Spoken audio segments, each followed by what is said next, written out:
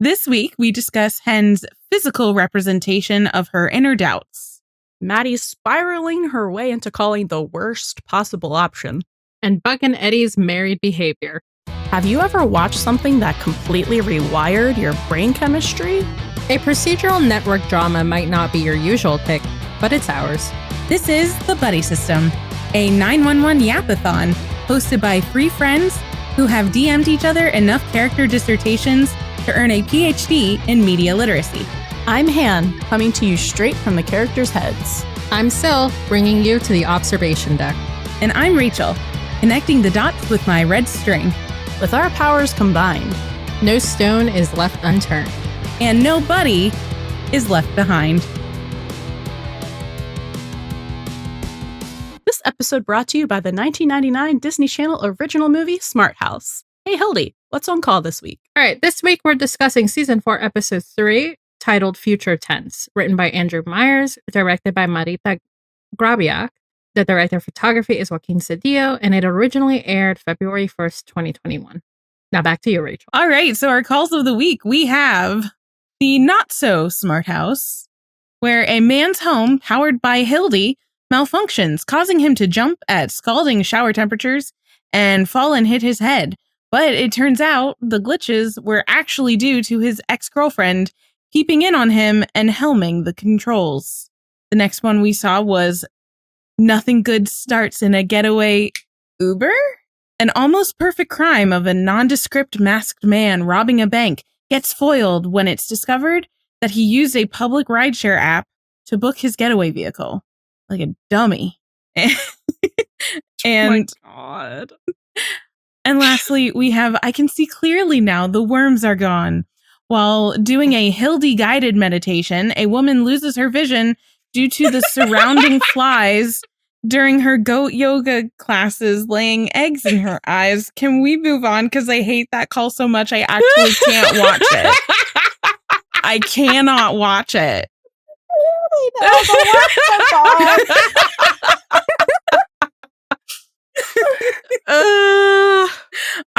I cannot watch that call. I can't watch anything with like the eye stuff. That doesn't bother me because nothing is actually like permanently fucking up her eye or like impaling her eye. I just can't do it.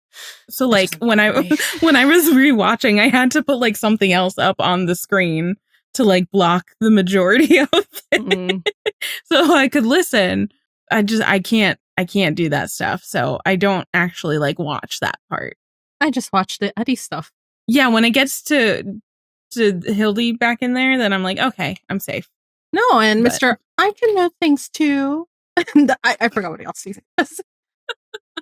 I can know weird stuff too. I can know weird stuff too. Yeah. How much do you want to bet that he knows that fact because it's something Buck said? Something he learned from Buck or Chris, like 100%. Oh, yeah. He's not it's either Buck. Shut up about goats. It's Buck. Please, plank position with like the... Okay, I'm sorry. Let me rephrase that. It's a workout thing. It's definitely Buck. And it also gives... It's giving our protein shake info. I don't know. Ignore. Yeah. Just keep going. No, I can see it. We should talk about this later. But this is why the Eddie section will end up taking 20 minutes. But generally, what did we think about the episode? Okay. Oh, right. The episode.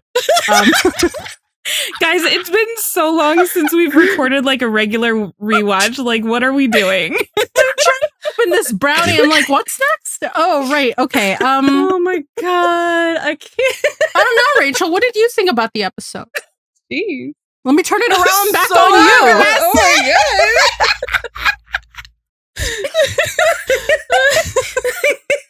God. My God. No, I thought it was a really good one. I think it does a lot of setting up for the next like 2 episodes with all of the Maddie and the Buck stuff and the parents stuff. And so it's like, it's really interesting because it just kind of, because we're out of the opening emergency, right? This is 403. Yeah. We're out of the opening emergency. So because of the way that this season is kind of structured so far, where the first episode drops you right into it. This is like the first episode that we're really gonna see what the season is setting up for. And I think this does a really good job of that. Like it's approaching a lot of different things in a well-rounded way. Yeah, agreed. I think it's the first one that I really loved of the season. Mm-hmm. It was like the first two were okay, but I was kind of like, all right, let's go. Got to the stories. Let's go. Because the emergency itself wasn't like gripping. As captivating? No, not so much. But I just really love the funny moments in this one. Like it's we're back in our groove, and it's the start of the setup of one of the like most demented storylines, affectionate that they've ever done on the show. Mm-hmm. One of the best character arcs of the series. Yeah, but it's like a truly demented it's a truly demented like arc that they were like, no, we're gonna do this. This isn't gonna explain everything about Buck, and we're gonna start setting it up in this episode. I think I actually started setting it up last season. Yeah, we were talking. I just remember we mentioned something about like how long did they have the Buck Begins storyline in their heads thing. Yeah. I don't remember what episode we. Yeah, I remember you guys saying that. I just don't remember what triggered it. I think we put it in as a promo for something, but so I'll just have to scroll through. Okay. Yeah, I don't know. I really enjoy it. I think that the hen storyline in this one is like the most gripping for me because we never really see her like get like that very often. Like, we don't see her like just ready to smack someone. So it's kind of a mood because she's dealing with this super, what to her seems like, well, she kind of is. She just has other shit going on. Two things can be true, but the super privileged kid who's, being disrespectful and demeaning and condescending. Just very blunt and yeah. So I enjoyed that storyline a lot. The Buck, Maddie and Chimney stuff is great. The Eddie stuff is beautiful. Love when he gets to be funny. The humor. Love whenever they give me he's anxious about fill in the blank. I'm there. I think we all are. Yeah. Yeah. Love my anxious little princess. Yeah,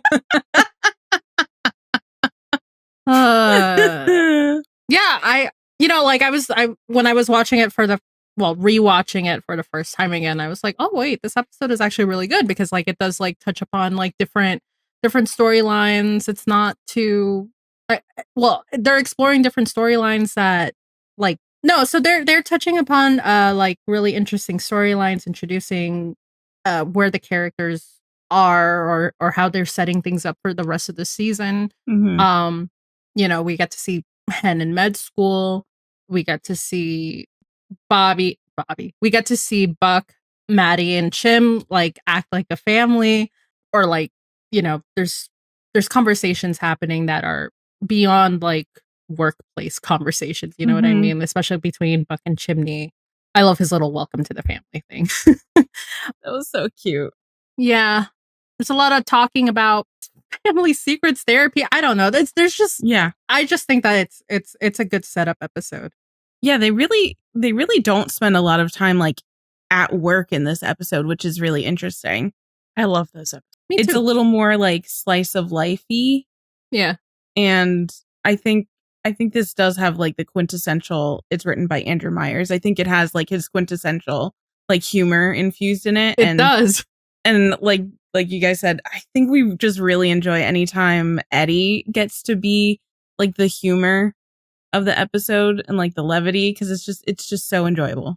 Well, and then we've got his counterpart Bobby, who's trying to shoot a Roomba. So I mean, oh my god, bring me your gun, which is one of the funniest Bobby lines in the whole series. You know what? There's some Bobby and Eddie parallels. They hate tech.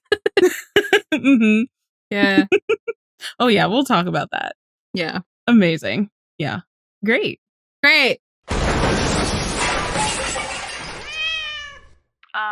We're gonna need the jaws of life over here.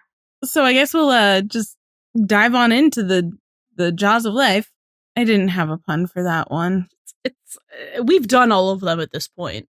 No, there will always be more. Okay. Yeah, so there wasn't too much in press articles, I think, because most of the press is covering the Lone Star crossover, because that episode of Lone Star premiered the same night. Yes. So after this episode. So I think there was an article I read for 402 that was basically the same thing. It was talking about, or it was an interview with Oliver, and he was talking about the reveal that he was seeing a therapist instead of like this secret girlfriend or whatever. And yeah, that's kind of it. So same quotes as last time, I guess. But for production, just to highlight our writer and director of this episode. So this was again written by Andrew Myers, and he did 3 episodes for season 4, or he did end up doing what past, present, future tense. I know. So he ended up writing 3 episodes for season 4. And to me, it seemed like they were all very big setup episodes. So it's this one, 403. He also wrote 409 Blindsided, which is the one that Maddie gives birth in Albert's accident. So that was, I think, setting up a lot for like Maddie going forward again. And then he wrote or co-wrote with Lindsay Bolio 413 Suspicion, which is, the penultimate episode of the season. Yeah, so obviously it's setting up for the finale of the season, but it's just really interesting that he's like doing all of these really important, like right before a mid-season thing, and then right before, was Blindsided mid-season? Did we even have a mid-season? Kind of. Okay, so Blindsided came back. Blindsided aired April 19th, and the previous episode aired March 8th. So it was like the technical mid-season premiere, I guess. There were like a couple of weeks break. So just like interesting where they decided to put Andrew Myers episodes structurally in the season. And then this episode was directed by Marita Grabiak. And this is the first episode of 911 that she directed. She also did 1 episode in 911 Lone Star before this one. And then she would also direct like 2 other episodes of Lone Star. But she returns to direct for OG 911 in seasons 5.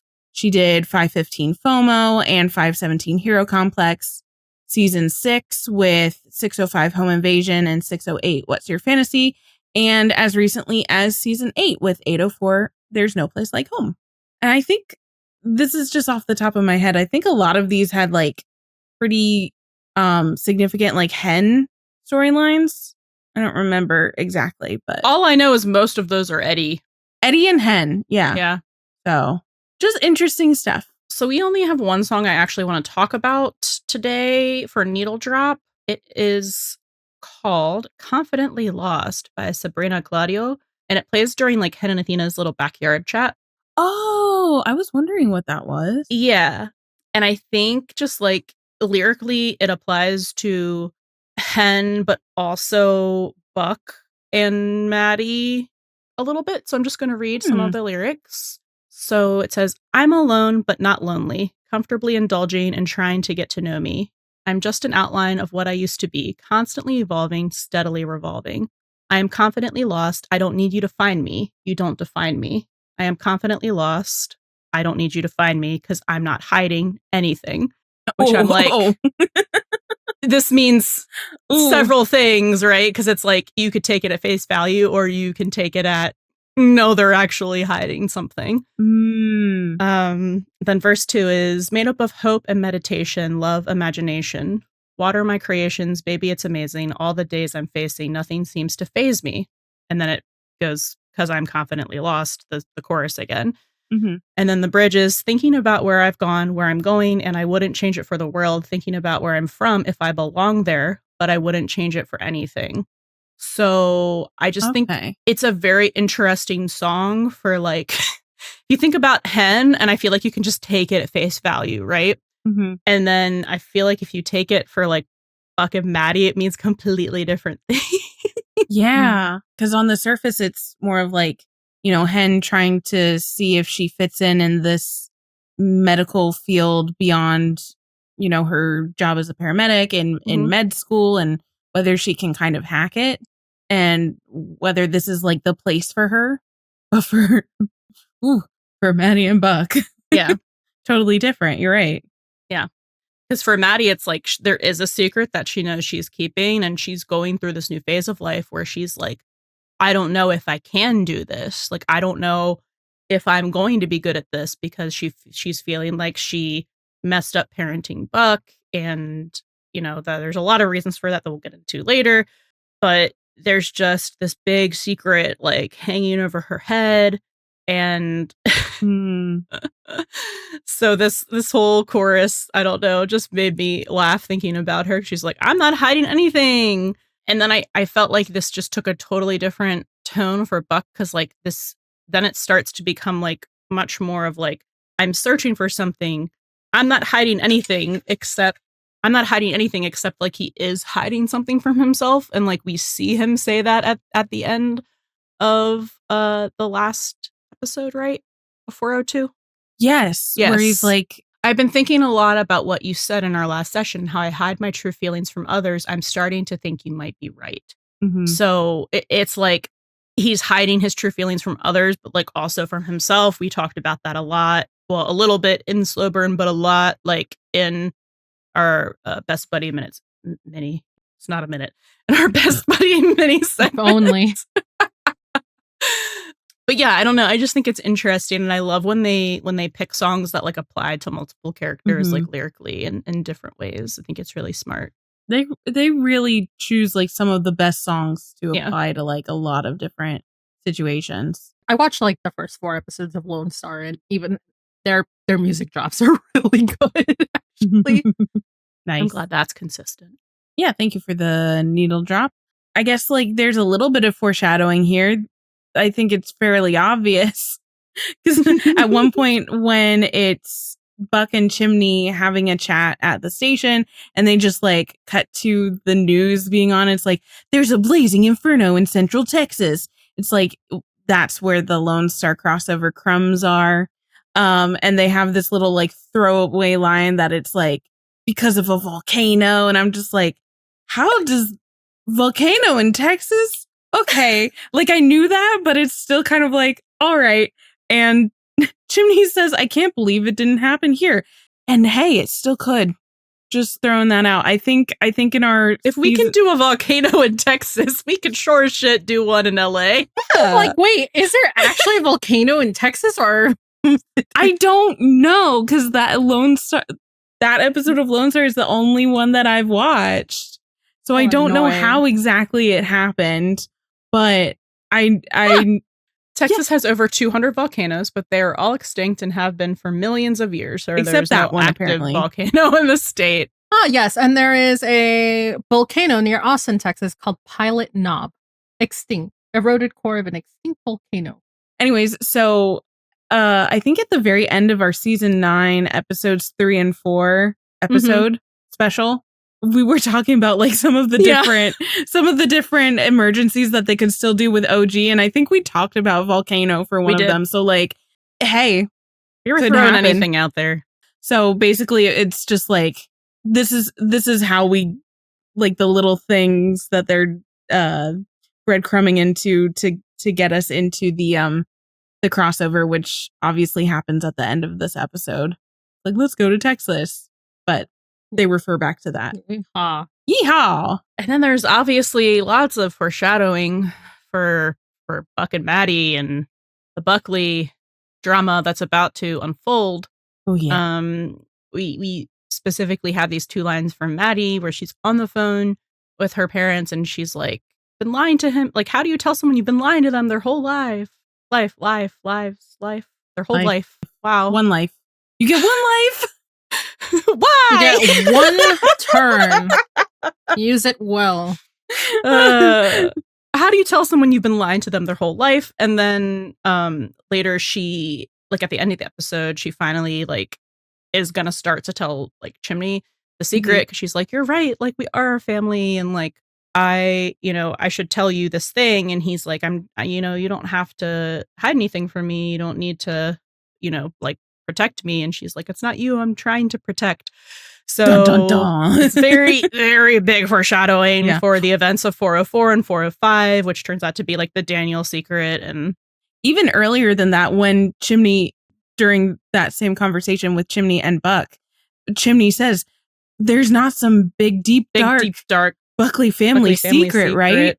Yeah. That he thinks Maddie is keeping from him. And Buck's like, no, just your run-of-the-mill, like, dysfunctional family stuff. And it's like, oh, no. Chimney, why'd you open your mouth? It's like, oh, Too no. curious for your There own is good. one. He jinxed it, but it's so deep, dark secret that it's being kept from Buck. Oof. Okay. All right. So, themes.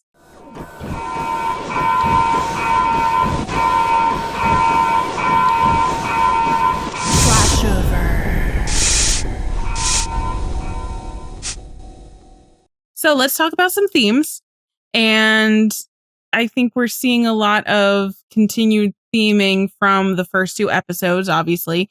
This one is very specifically focused on, it's called future tense. So we are planning for the future. All of the characters are thinking about the future, their kids' futures, specifically, I think. But in order to plan for the future, you also have to look back at the past. So, looking at like family history, which is interesting, seeing as we just had 906 called family history. So you have to look back at your family history. So like, Maddie and Buck are looking backwards at like their parents, Sydney's mom and grandmother and all of that stuff. And because nothing happens in like a vacuum, even like a Roomba robot vacuum, right? So, so like in order to protect your loved ones, because you're planning for the future, you have to look at the past. So it's like all encompassing. I looked at that differently. Oh, I looked at that so literally. I was like, the future is making everyone tense.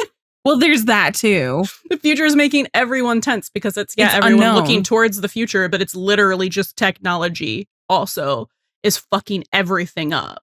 Yes, so like the future, because everyone keeps saying the future about technology, it's fucking things up and making people tense. So like I just took that to like be a very literal like wordplay. It's both. Well, yeah, I get that. But yeah, it's also like the future is unknown. So like that is something that is very, like stress inducing. It makes you tense because you're like trying to plan for the future, but you're like, I don't know what's going to happen. It's like, yeah, that's the point.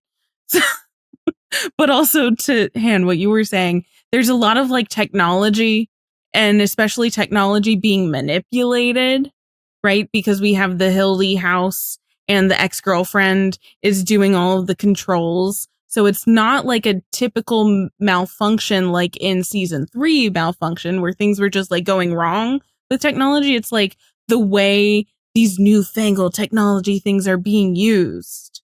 And like that kind of interaction between like human and technology, right?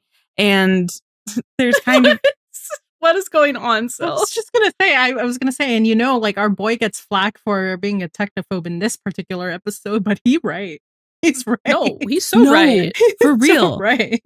I watched Smart House, 1999 Disney Channel original movie. I think of that every time. So did he. No, like that's the thing though. I think about that every time I watch this episode, and like anytime Hildy is brought up, and I'm just like, I think that had such like an impact on me. I don't have any of these Amazon Alexas or the Google Echoes or like apps to control the lights or the locks in my house. I don't have any of that because I know how that turns out. Listen, I just have it for ease of access. That's how it starts. She only controls the lights. That's it. She doesn't control anything else in this and house. your alarms. What alarms? But she can hear you. She can hear me. You say, Alexa, set alarm or reminders or whatever. And yeah, well, it's not like she's going to like turn my my shower water to like scalding hot. No, she's going to turn my AC. No, that's a different fucking 40 degrees or something. No, it's the same app. Well, I mean, it's this. You can still connect it to Alexa. Yeah. So like, we're not doing any of that here. You're just like, fuck you. I get it. I get it. No, you have to be nice to the technology overlords for when they take over. The only one I'm mean to is Siri because she'll never be smart enough to hurt me. She's just going to delete all your calendar shit. Maybe. Assuming she'd listen to me to put something in my calendar in the first place. Yeah, she never really I'll be listens. like, hey, Siri, set a timer. And she's like, what? Hey, Siri, I'm look sorry, up a thing. and she's like, just hates you. And she'll be like, I found some things on the internet. I'm like, could you read it to me? No. Anyways.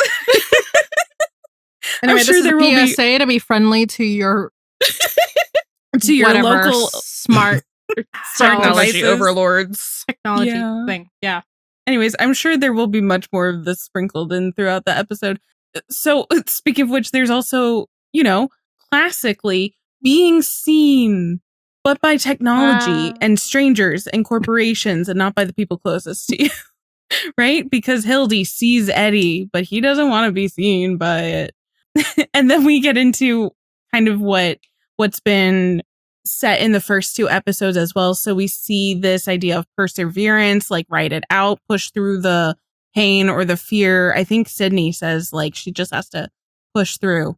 So we're seeing a lot of that again as well. There's obviously again exactly. Isolation and loneliness versus connection. So this reminder that you are not alone and we're all in this together. It's like how many like cliche little phrases can we say with that? It's just like, so we have just like a lot of you are not alone, especially with Chimney and Maddie. Just a lot of that just everywhere sprinkled throughout this.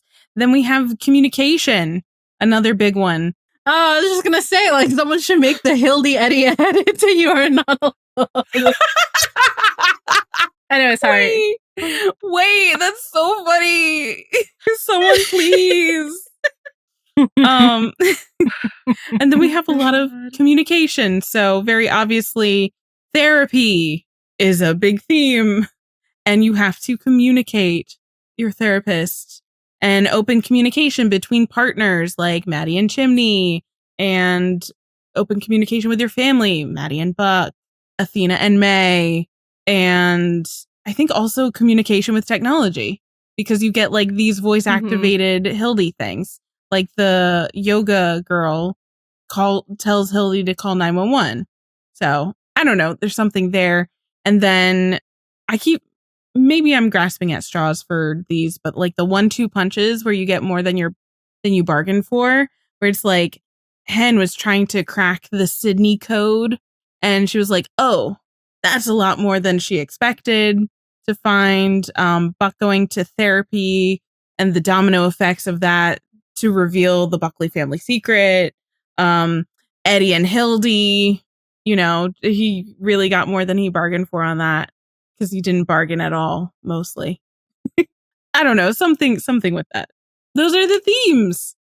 Also, alternatively to the You Are Not Alone Eddie and Hildy edit, we could do One Way or Another, and I think that would be really funny. Yes. I'm gonna get you. Like, it would be hilarious. I see it in my mind's eye. Just see everything that goes wrong for him.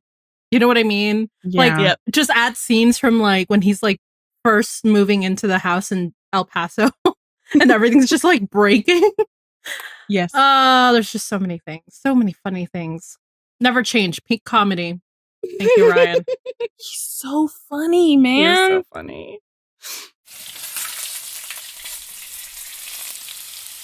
Who's cooking? All right. Shall we get into who's cooking? Who's cooking? The guy in the shower. Well, nothing is cooking in the Bathena house, but there's a Roomba.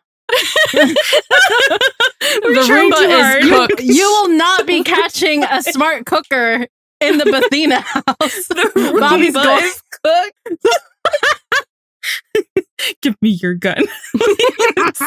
Oh my God. That is the funniest thing that Bobby has ever said. It's up there for sure. Mm-hmm. Flan is the bomb. Number one for me. Oh, that's... We need to compile like Bobby one-liners because they're just so good. I miss him. Yada you. He's never trying to say a one-liner is what makes them funny. Exactly.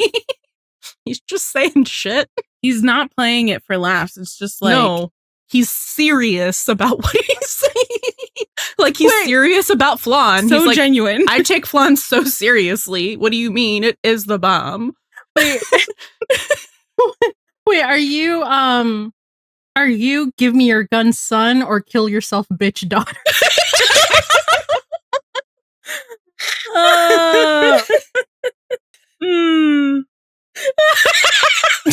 Yes. Does Angela Bassett know what the kids are doing with that clip? I hope not. From 906? Oh my God.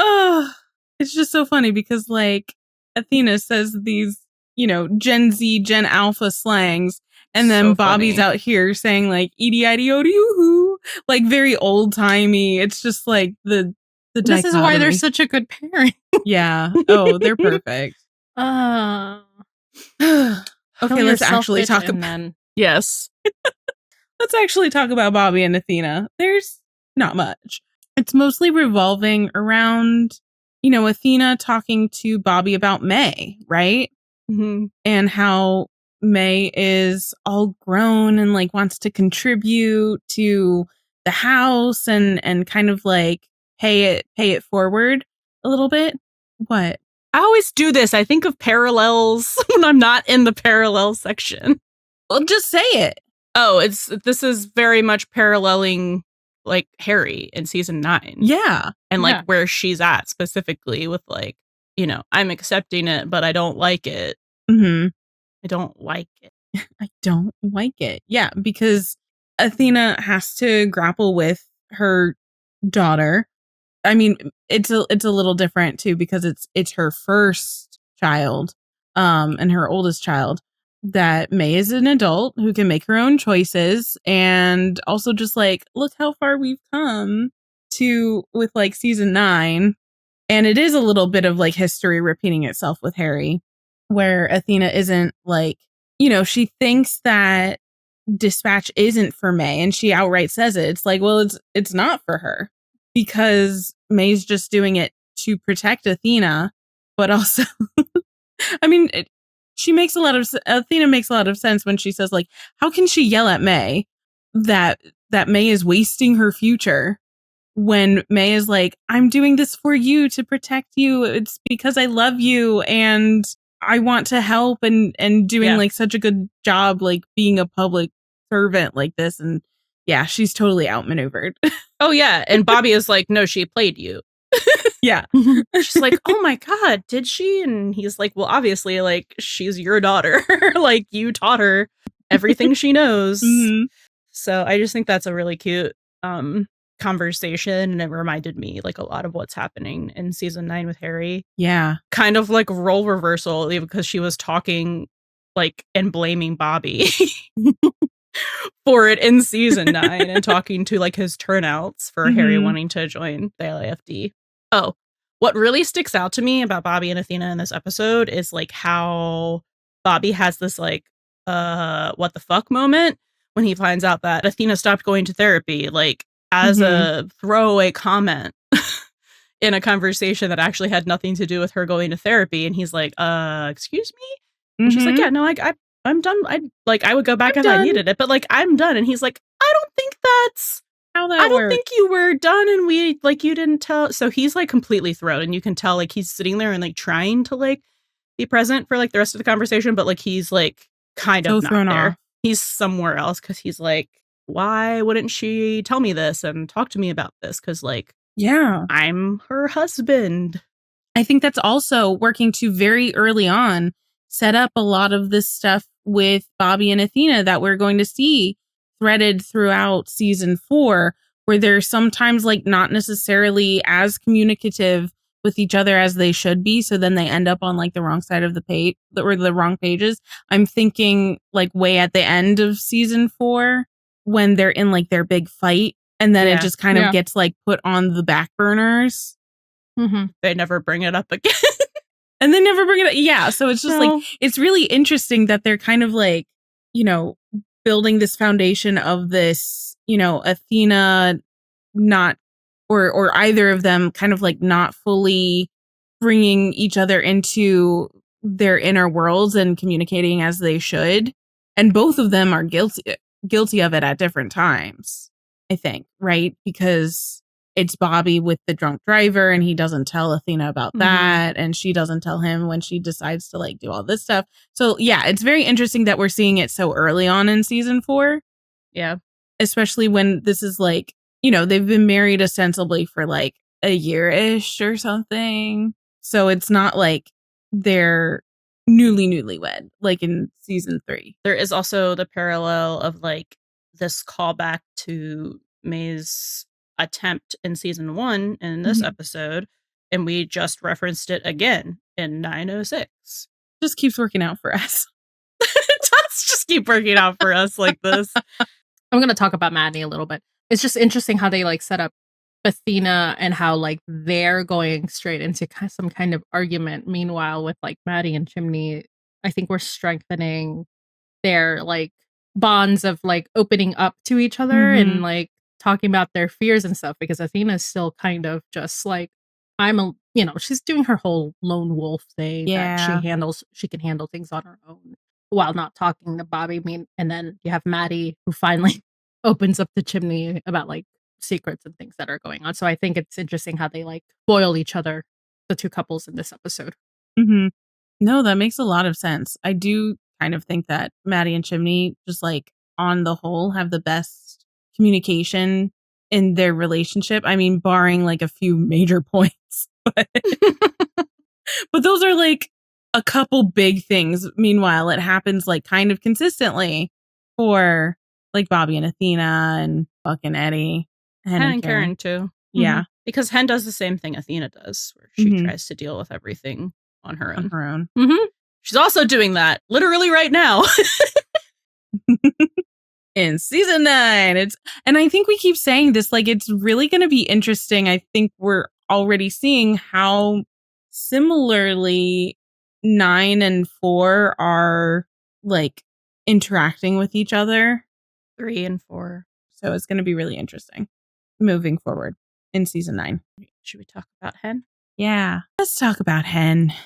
Okay. So Hen, she's trying to have like a super fun time learning new things, which she loves to do. And then there's this little annoying bitch in her ear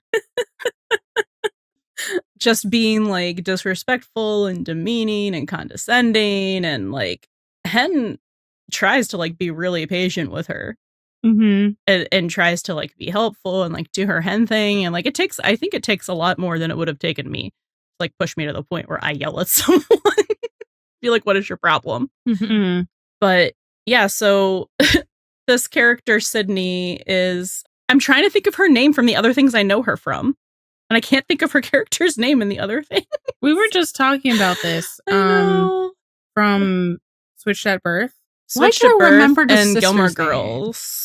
Oh, is it like Daphne and I feel like her name starts with a B. Bay. It's Vanessa Morano. Yeah. Okay. She's a great actress. She is. She always plays the same character. She's like the same character in a different font. So yeah, when she showed up on the show and she was acting like this, I was like, well, yeah. Makes sense. This tracks. It's just one of those things that like Hen talks about it with Athena, where it's like we look at Hen and we just see this like self-assured, very competent, like always has it together person, but she has, like everyone does, some voice in the back of her head that's like, you can't do this, you can't do anything right. And it's just like manifested itself into an actual person. That is the little bitch in her ear in her gross anatomy class. I wrote down, I was like, Sydney is like the personification and the embodiment of all of Hen's like inner critic voices. Yeah. Just like manifested as a human being, which is also like some of what Hen hates about the hospital institution. It's like, because Sydney does not have very good bedside manner with just like her fellow students. And it's like, you know, that's one of those things that really grate on Hen's nerves in that way as well. So like I can see why she gets so fed up. She called her a medical Uber driver. That's rude. Like, she didn't call her that, but she called paramedics that. And then their other classmate. But she was also like, I don't need a ride to the hospital. Like, no, she dug her heels in. Like, she didn't apologize about it. Actually, at no point in this episode does she apologize. No. Like, she kind of explains like why she's going through all of this and why she's like, you know, so pushing herself. Yeah. Yeah, but it's like, that's not an excuse. No, like, it's nice that she eventually like opens up to like, this is why I am this way to Hen, but it does not excuse and it does not make okay the way that she was treating Hen so kind of callously. Yeah. And it's just like she says like, I'm so used to pushing myself that I forget not everybody is as intense. And like, Hen is very intense, like on herself. And she pushes herself every day. And she has this great little moment, or I don't know if it's long enough to be a monologue or anything, where Hen says that, you know, she works every day in this field as a Black lesbian who always has to feel like she needs to prove that she's what's the prove that she deserves to be there. Prove that she deserves to be there. Thank you.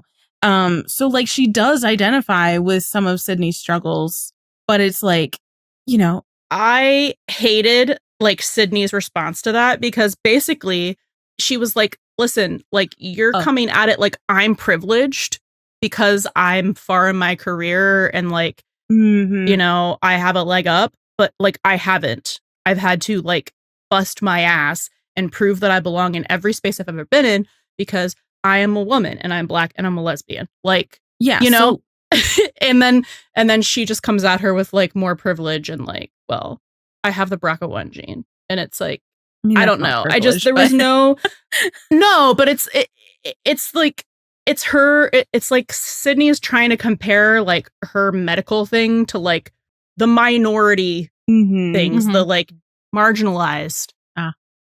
She's part of so many marginalized communities.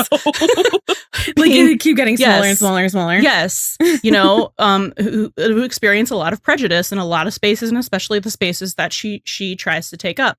So, you know, she was trying to explain that. And then Sydney was just like, well, all of my family has like died really young and I'm just trying to like live. And it's like, okay, that sucks, but it's not the same thing.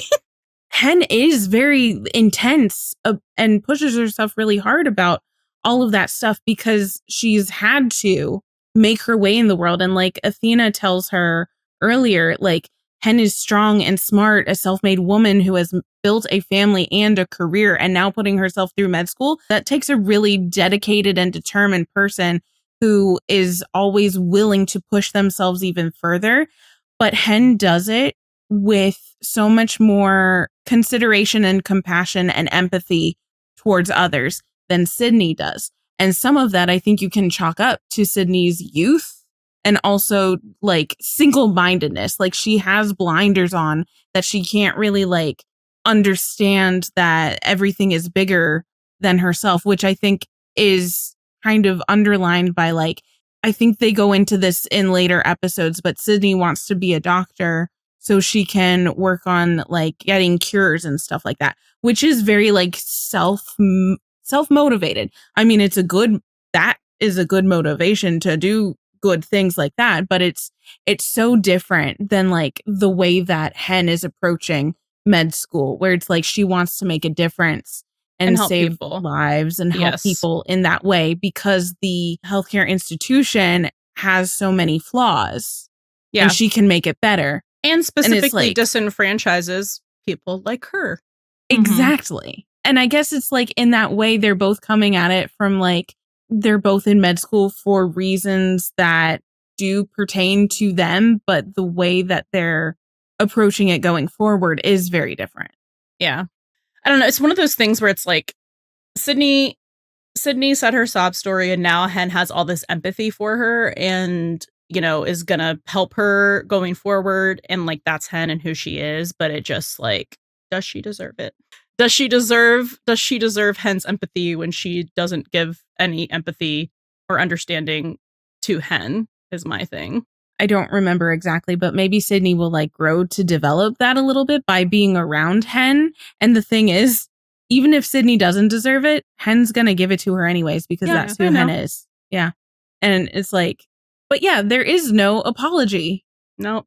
And just to go back to that. And I also wrote down Sydney is really suffering from the Buckley I am the job identity fallacy special, where it's just like, the only thing that exists is me in this job because I have to do it because, yeah. So it's not exactly 1-to-1, but yeah, it's going to be interesting again to see like how Sydney is affected and grows just by being near Hen and seeing the good that Hen like gives to the world, you know? Mm-hmm. So Hen did this thing that she tends to do when she gives these like inspiring little speeches to patients. It's not for them, it's for her. Mm-hmm. It's like the most Buck thing that she does, I think. It's the most like externalized thing that she does. Yeah, but it's like you see her do this in Invisible in season 8. Yeah. She said, tell them that it's your birthday and it's not okay that they forgot. And he's like, it's not my birthday. It's like when the empathy is like turned backwards and she ends up projecting on the patient a lot more than usual. Yeah. So like, obviously she's struggling with Sydney, her, you know, personified inner demons voice in her head telling her she can't do it. Like, oh, you're definitely, you can't do all of this at once and go through med school. Like, you're going to drop out. Like, you can't do it. So she's doubting herself. And then when she hears this goat yoga instructor talking about, like, maybe my sister's right and I should give it up and just be a grown up, which, like, being a yoga instructor is a grown up job. It's just COVID and she can't actually have classes in her studio. Mm-hmm. I can't remember the words that she says, but she gives her this very, like, inspirational, like, follow your dream, don't let your dreams be dreams. Yeah, she's like, speech. If that's your dream, you like basically you should follow your dream, you should chase it and don't apologize to anyone about it. Yes, and don't let anyone tell you like that you can't, basically. So it's just like her giving a pep talk to herself. Yes, via giving it to her patient, which is needed, especially like Athena tries to do that as well, but Athena's like, try to think of Sydney as a patient, which is like a puzzle to solve. But like Hen needs to realize that, you know, she can chase her dreams. But she already do, and she's doing it. She just needs had to deal with, again, this little bitch being negative in her ear. A lot about, you know, juggling all of the different things that Hen does and the different facets of Hen's identity. Because she does work full time and she is a mom of 2 children and a wife. And it's just like, there's so much going on in her life and she has to like really dedicate herself to the things that she wants. Because she deserves it and she's good at it. It's crazy that this girl like just straight up goes up to her, well, at her own house. And she's like, at her own house. She goes, I would have slammed the door in her face. How many kids do you have? I know. Like, dude. And then like on top of the other stuff where she's like, you already have experience on the field. You're 30. I mean, you're 40. What are you, something. 40? What like, are you, 40? Yeah, like, dude. There's a lot of ists that I can, that we could label her. That's the thing. Yes.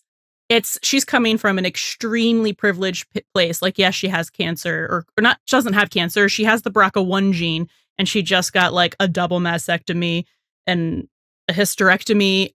Like, but she chose to do that.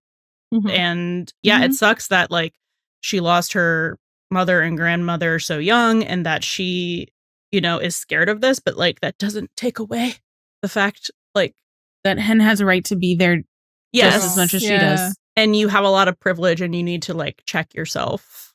At her own house. Just like be a little more considerate and compassionate to other people, and like, develop better bedside manner, because you're treating people. You're not treating like diseases exactly. I mean, you are, but you know what I mean. Yeah.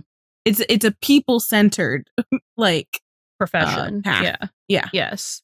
It's like, what did she think she's gonna start not taking patients? Because like maybe she'd be going into research. And she acts like Hen is coming from a more privileged place in this program because she has like a head start because she's been in the field for years. And it's like, no, she has less of an advantage because she is going into med school as a 40-year-old and she's still working full time while she does it. Like, yeah, it's just the lack of like perspective, self-awareness, or like owning up to like any of the shitty stuff she said for me that just makes me this character.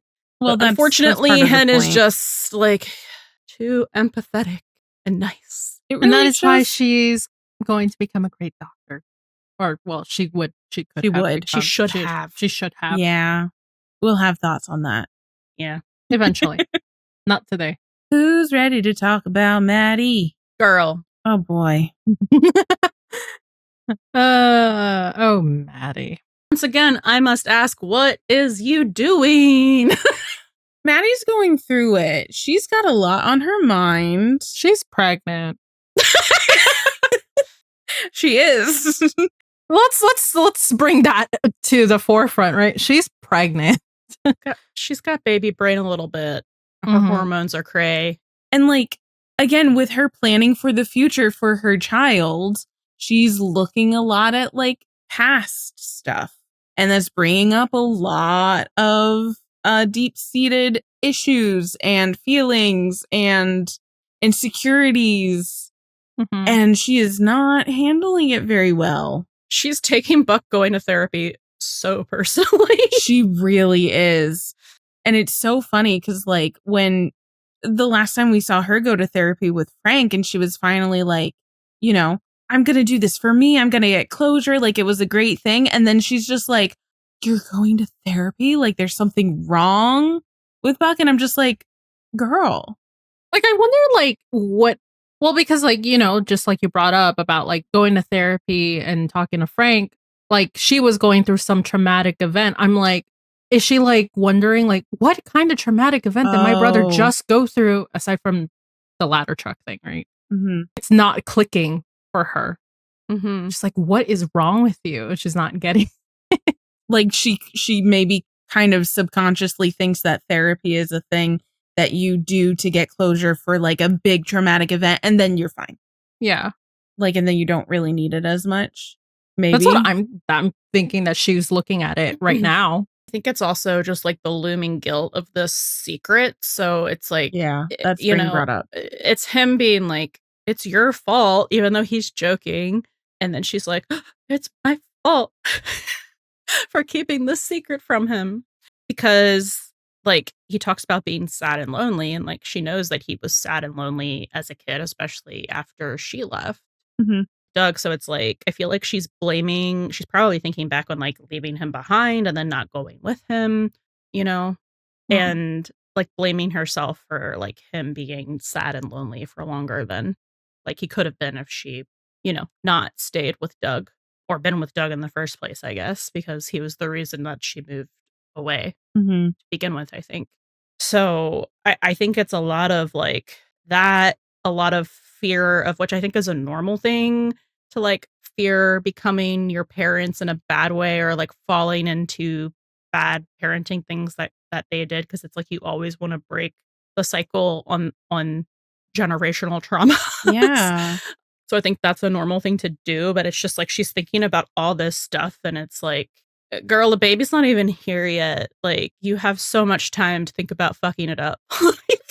Well, I think I think a lot of the things that are weighing so heavily on Maddie's mind with the pregnancy and with planning for the future is also just like the environment in which she has had to go through this pregnancy in the first place with COVID, with feeling very isolated and detached. And like that's gotta like, I mean, I know Albert was there for the first like most of it, and now she's there with Chimney again and they're reunited, but that's gotta, that again, isolation and disconnect from everything has gotta have been like making her brain spiral on all of these things because she's been so scared of the world. Like she says this when she's talking with Chimney, that, you know, the world isn't necessarily a safe place. Like the baby in her belly is the safest it's gonna be, like, ever. And I think a lot of that has to do with just like the state of the world at the time as well. So it's like you're bringing a baby into an uncertain world and you don't know how you're going to be a parent, and just like all of these things are compounding with her, and she's just like taking every little thing like so personally, which like is totally understandable, but just like, you know, worry upon worry upon worry is not helping at all. Even though Chimney's like doing such a good job of trying to assuage her fears and like, I'm in this with you, we're here together now, which is what she needs, but it's just kind of like, it's not that Chimney's not enough. It's just like there's just so much that Maddie is carrying that not one person, not two people, like it would literally take a village to like lift some of that worry and burden and anxiety off of her, which she doesn't really have access to at the moment either. I think the stuff that like Buck said to her, like in the conversation at the loft, like really triggered her in a way that he could have no idea it would do. No, of course not. Because he didn't know the secret, and I just don't think he knows how her brain works this way, because like he looks at her and is like, you were the best non-parent parent, right? Like he adores her, has her on a pedestal. And but he says like, she's like really earnest. He's like, I'm fine, I just want to be finer. And she's like, but I'm here for like anything you need, right? And she's like really serious and upset like while she says it. And he's like, I don't really know that it's something you can fix, which is a triggering thing to say to a parental figure. Also to a Buckley who likes yes, and to a Buckley. And she's like, why? And he's like, because I always got the feeling you were sad too. I think just piled on top of her feeling like it's her fault and she has failed him, because it's like, she was always supposed to be like the strong one and like have it together. And like the fact that like he noticed that she was sad, like separate the like Doug stuff, that he noticed that like everything wasn't okay with her. But I feel like that also, she's like, well, if he noticed, like, I'm gonna like, it's she's just thinking about all of this stuff and compounding it that isn't really reality, and then projecting it onto her, you know, future kid. Well, yeah. Okay, so like this conversation like really ties into the conversation that Buck and her had from like 316 about like, oh yeah, I think you're sad and lonely and all of that. So yeah, like it is tied into that conversation that they had in 316, where he also tells her more or less that she's also the person who, well, this is how he sees it, right? That she was a person to walk away and not the person who gets left. So I mean, like that is a mistake in her eyes, is obviously like a mistake that probably fucked them up. Yeah. And to think about it this way, like she's also, you know, her first trial run as like a parent is technically raising Buck. Yeah. And like there's no one, and there was no one there to like basically tell her if what she did was good enough. Because she was kind of like raising him on her own, because like Buck says to, we'll talk about it more, but Buck does say to Chimney that the Buckleys were very absent, and Maddie says, oh yeah, what is it, like they're just bad parents, but they're not. You're not bad people, just bad parents. They're not bad. Yeah. So like she also probably had to be raising herself as well. Yeah. And there's no guidebook for that. like, so now with like a baby on the way, like, how does she know if what she's done in the past before is going to be good enough? I mean, she had, here's the difference. Like, she has Chimney. They are going to parent together. They're going to have, like, she's going to have like a support system, but like, she's thinking about all these things that it's like, this is where like some of that imposter syndrome comes in for her. So it's like her brain right now is not friendly to her right now. No.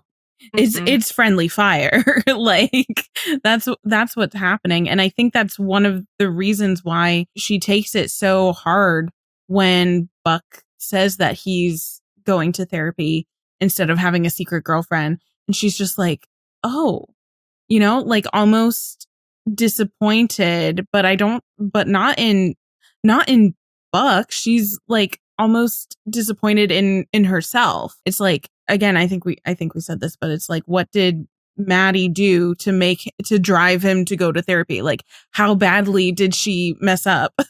I don't think at first she thought it was her. She just doesn't know why. And then when Buck says what he says in the loft, that's when she like spiraled. That's why I was like, I wonder why. That's why at first, that's why I asked the question. I was like, I wonder what she thought initially instead of, and then she starts spiraling after she got more information. Because he says the whole thing that like, you called me sad and lonely. It's your fault. Like, LOL. And she's like, that was months ago. And he's like, it's the kind of thing that sticks with you. He's like, honestly, you weren't wrong. I mean, honestly, after I finally got to say my piece to Abby, you know, I thought I'd be better, but I still felt sad and lonely. So like, that's normal. And I don't think she's blaming herself so much for that. I think it's the like, he's like, I have a great life. I have people I love. I have a job I love. I just never feel like I can trust it. Right. Because it's like everyone leaves. Right. Yeah. And she was one of the people who left. So he's directly calling back to that conversation where, like Syl said, he directly called her out for like being one of the people who has left. And then he says this throwaway line like about his parents. Yeah. That I think made her think that he's in therapy because of them, but I don't even really think that they probably come up a lot.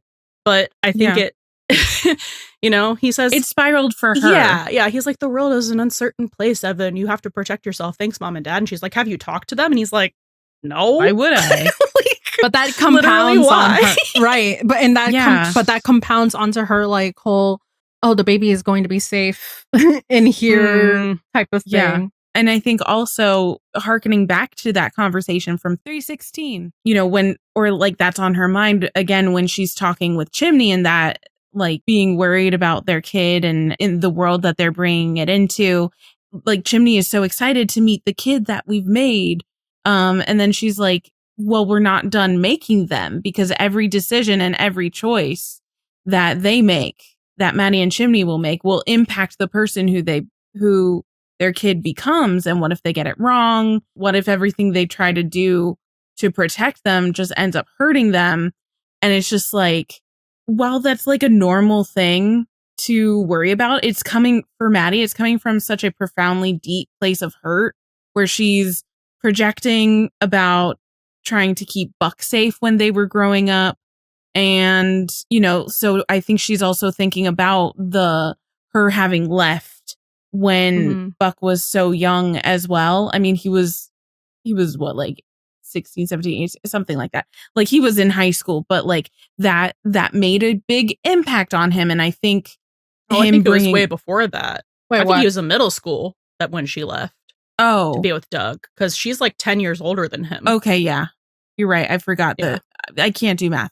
Yeah, because like it's in that scene in the Jeep, and he's like the really not the young version of him, but like I was thinking the awkward middle school version. I was mixing that up when she gives him the Jeep. But yes, so like she left when he was so young, and he had to like grow up with her having been gone, and so it's all of that stuff, like the impact that her leaving made on Buck, especially with his whole like, you know, people just leave and the world is an uncertain place. And on top of that, she's also projecting about like the effects of her childhood and the things that her parents put on Maddie and how they impacted her growing up. And it's just like, oh my God, there's so much going on in her little brain. It's just like, you know, that she wasn't a good enough pseudo parent to Buck, but also nothing nothing she could have done was going to offset the damage done by Margaret and Philip Buckley. Like, and that's just talking about Buck. That's not even talking about the effect that they had on her. Like, woof. Yeah, and I think I'll bring it up again in Buck's section, like, differently based on his specific line about, like, his parents not being abusive. But, like, Maddie keeps repeating this, like, they're not bad people, they're just bad parents thing. And it's like, they were emotionally abusive because neglect is a form of abuse. It's as impactful. Yes. Like, there are studies done on that, right? Yes. And I don't think it's ever, like, acknowledged from either of them that, like, they were, like, emotionally abused, like, in the form of neglect. It's, I don't know. And I think that's just so formative of, like, she knows, like, that they were bad parents. So she's now projecting, like, their bad parenting or lack of being there onto herself and, like, fearing that she's going to be like them because of her pattern of, like, having had left and not been there for Buck when he needed her. But, like, she was also, like, really young and neglected and also not his parent. Yeah, that wasn't the role that she was ever supposed to play. And it's just like, if people aren't good with kids, then they shouldn't have kids. Yeah. I think so much of what makes Maddie and Chimney already better parents than either of their sets of parents. Because again, Chimney also had to deal with a neglectful father. Like, his mother was there and he was with his mother, but she left not of her own volition when he was young too. So, like, they both have such good blueprints of what not to do that, like, to me also, if they're worrying so much about, like, oh my God, I'm going to turn into my parents, they're already miles ahead because they're trying to break those cycles and they're trying to avoid it. But they're letting that fear control them, or Maddie is letting that fear control them. Chimney is being her rock and, like, wanting to just, like, jump into this together. And he's saying all the right things, but Maddie is just, like, so deep in, her family trauma, essentially, that she can't really be pulled out of it enough to really get a better perspective on, like, they're already going to be better. And it ends up, I think, for Maddie being a little bit of a self-fulfilling prophecy, because we know that she ends up leaving for a time and going through postpartum difficulty. So, I mean, I think it's kind of starting early, but I think it ends up being like a self-fulfilling prophecy of her leaving again. So it's like history repeating itself, which again is like that thing of planning for the future, looking backwards, and that kind of, like, cyclical nature. So she's not making her parents' mistake, but she thinks that she is, and she is doing so. So by thinking that she's doing so, she ends up making, like, different mistakes. Yeah. She thinks that she has made those mistakes already with Buck, and that's why he's fucked up in the therapy. Because it could have literally nothing to do with their actual parents who were neglectful. Yeah, because they weren't around or enough. Anything else. Yeah, exactly. For them to, like... Yeah. But I want to talk a little bit about the conversation that she has with Margaret, which we only hear the one side of, but it's like you can hear the other side clearly.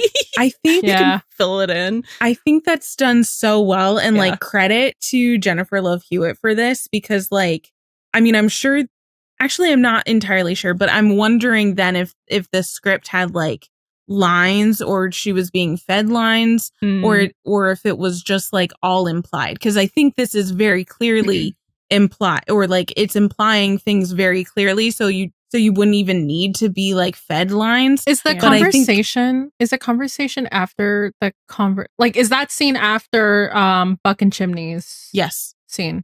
That is just part of the script, the implication in the script then. It's gotta be. So I think it's just done really well, where you're only seeing this one side of the conversation, but because of the way that Jennifer Love Hewitt is acting it out, you can absolutely fill in the blanks. Like, it's just written and acted very well. I feel like the director would probably feed her something, at least, like, in general, to, like, set the scene for her. Like, I feel like if we could get a hold of the script, there'd be a little bit of direction there, and then the director, like in the actual scene while they were filming, was probably filling in a little bit of like how she should react, or like what the other side of that conversation might look like to like. I would be really interested to see the script for that, because it's just like, how do you get across something so clearly? Yeah. Like, what is, you know? I mean, it helps that like we've seen the following episodes, and we know how Margaret Buckley is, so like we can hear her little voice while we watch this scene now. But I mean, even if you haven't, I think there's enough context like in this episode for you to like know what's being implied as being said on the other end. But after the like criticizing that she has to like kind of brush off, because they're like, gosh, Margaret's like judging her for like learning the sex of her baby, which is weird. So weird. Yeah. Like, why would you be discouraging about that? I assume she said like, you should like let it be a surprise when they're born. And she's like, it's gonna be a surprise just now. Oh. But she interrupts her and says like, okay, listen, like, have you talked to Evan lately? I'm a little worried about him. Like, did you know he's talking to a therapist? And then you can tell that her mom immediately jumps to like, does he know about Daniel? Oh, yeah. Immediately jumps to that. And she's like, no, it's not like that. He doesn't know anything, but maybe he should. So she's thinking of telling him about this because she doesn't know if it's actually protecting him anymore. Exactly. Like that feeling of being lonely, not being able to trust things and trust that people will stay. Like, it's in this root trauma of his parents being emotionally neglectful, but like there's a piece to that puzzle that's missing. And I think that she's already thinking like, there's a reason he feels that way. Just like subconsciously. Like, what if we told him? Because what good is it doing him now? Exactly. But it's like, she doesn't know how to do it. A, she doesn't know if it's actually going to help. And B, she doesn't know how to tell him without him like destroying the trust that he has in her, because she's been lying to him. Yeah. His whole life. It's also not her fault. It's not. I just kind of had, I don't know if it's a brain blast or just kind of like something when you were mentioning, Margaret being so discouraging about like, why do you need to find out like what's the sex of the baby and all of that stuff? And it's like, it's obviously so Maddie says so they can be prepared. So she wants to know. And I'm just like, just maybe occurred to me that it might have something to do with like not building hope for Maddie, and like putting all her hopes on a baby, because we know that, Daniel didn't have a very long life. So like I think it's a little bit of like maybe Margaret projecting like, almost don't look forward to. Don't get attached. Exactly. Don't get attached, because you never know what's going to happen. So like, why like be prepared and like build hope and become attached if that thing is going to be yanked right out from under you? Well, yeah, it's the whole reason that they never wanted to get emotionally invested in Buck. Yeah. So, it's just so awful how that's coming across. And like, they're awful. They are. So with the whole Maddie talking to her mom and like asking if Margaret's talked to Buck recently, and mentioning that Buck is going to therapy. Like, first of all, let's get into that, right? Because like, it was absolutely it was not Maddie's place to mention that. No. Especially after Buck said, you know how they are. When Maddie said like, suggested talking to them. Told them. He's like, no, you know how they are. So like, that was not her business to say. Bonkers of her to do.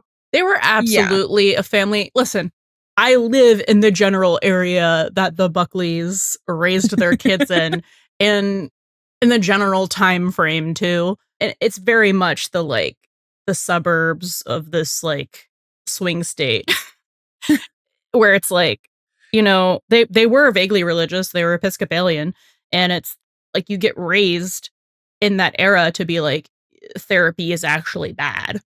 Like, you have to have something extraordinarily bad happen to you for, like, to warrant it.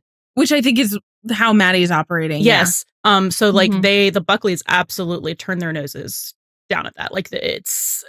Yeah, I think we've mentioned, and we'll definitely get into it with Buck Begins and everything, just, like, they're very, like, appearance focused. Yes. Yeah. So, like, they don't want anything to be like, oh, especially in, like, the burbs.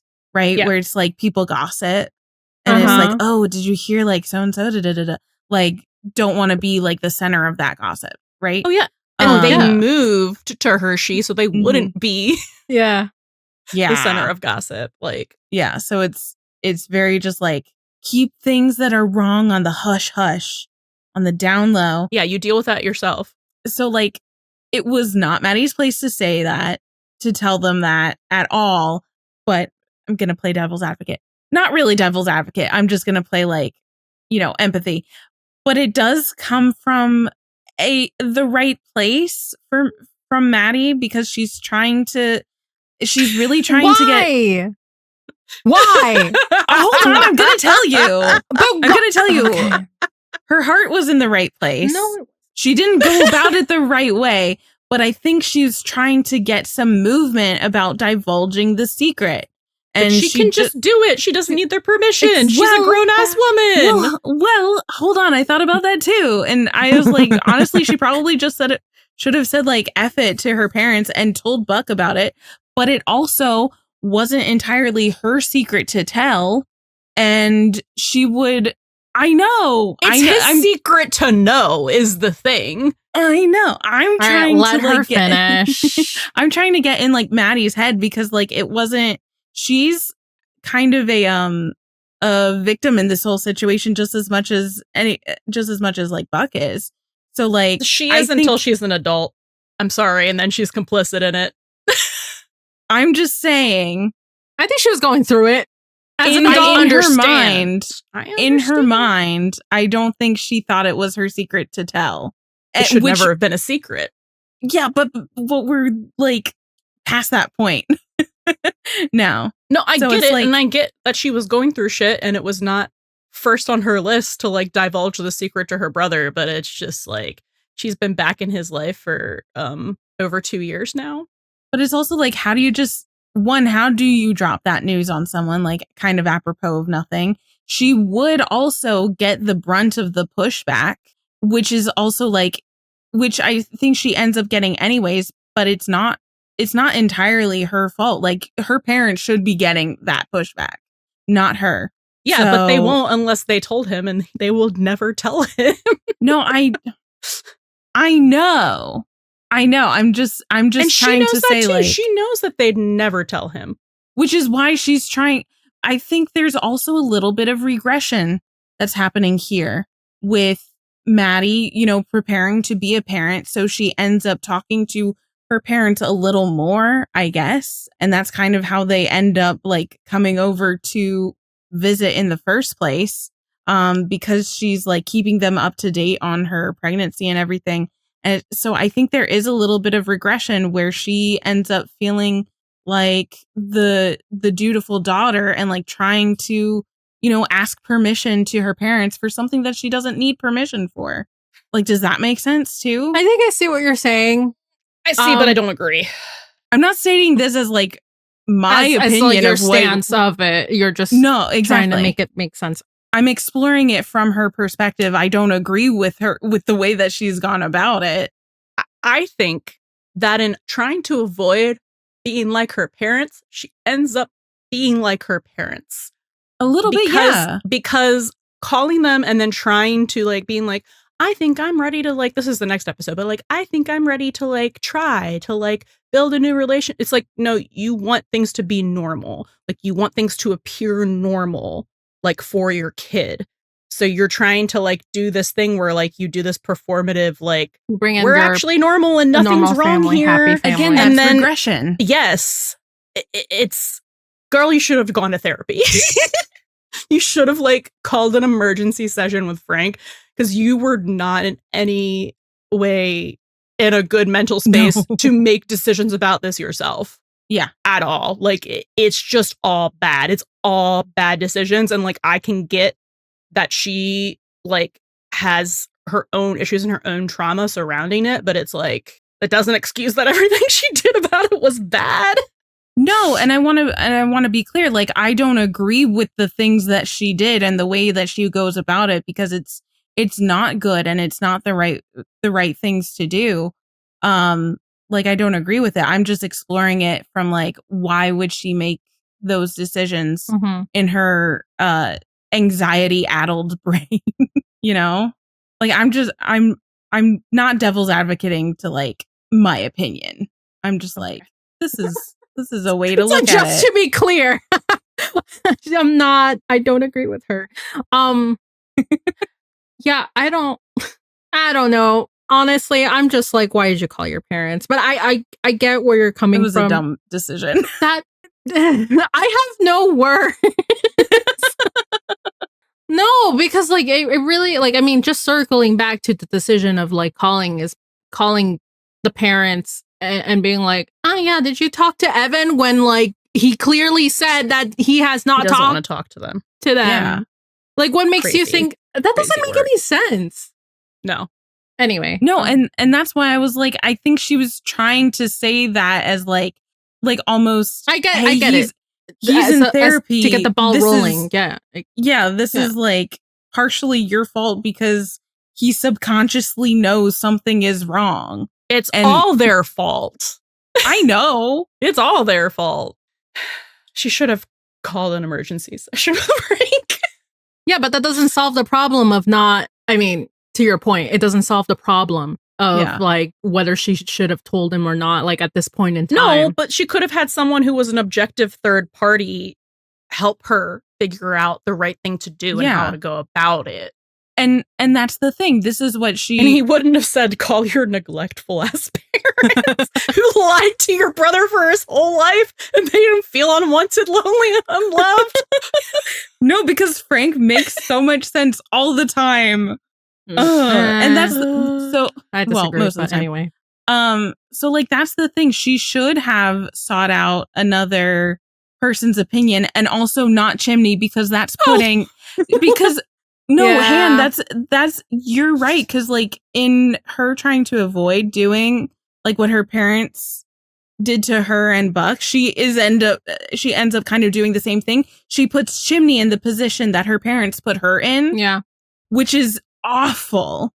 But it just goes to show that like what?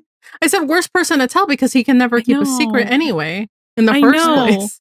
And what's he supposed to do about it? Because it's not like he can really say what he thinks she should do, because he's trying to just be supportive of her and like help carry the weight of the secret, and then just follow along with whatever she wants to do, like as her partner. Like, he can't be someone that helps her figure out what to do. No, it's not that objective third party that she really needs, because it just shows like that she can't hold that burden anymore of the secret. So then by actually going to see a therapist and figuring this out, they could have devised a plan of like, okay, she can no longer live with the guilt of harboring this secret. How does she go about like unburdening herself while also like not making anybody else's life a little worse, which like would inevitably happen. So like, at least that way she'd have like some sort of plan of attack to just be like, I've been carrying this for so long. I don't know how that would go over with Buck.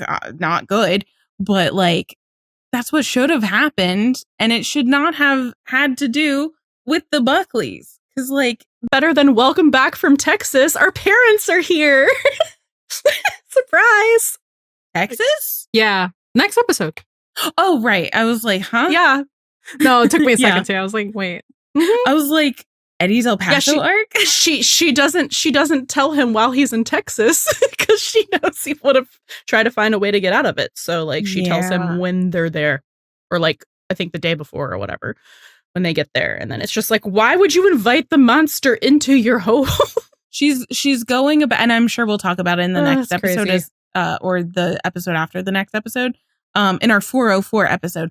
that she's trying to like find ways for them to like see eye to eye on things, but like that's never gonna happen because she just wants a happy family, which she's already tried with Doug and it doesn't work. Nope. So it is that regression again. God, I feel so bad for Maddie, but it's also like you're making it worse for yourself. You're doing it to yourself. Han says off screen. You were so far away She's from doing it to herself. It's like I feel bad for her because it's like this secret was not one she like should ever have been burdened with keeping, and she never should have been parentified. So like, and how do you deal with that? But it's like I literally just saw you in therapy. I know you know how to do that. But she because she never had any closure on that either. But like I said, like I said, and like you said, it's probably like you only go to therapy for the more traumatic things that are more obvious. The rest of it, you got to raw What's dog. more traumatic than having a brother die and then you having to keep the secret for 20-something odd years? Not talk about him. Yeah, you just don't talk about him. We don't talk about Bruno. Oh, God. Christ. Oh, my God. Okay, let's talk about Buck. Okay.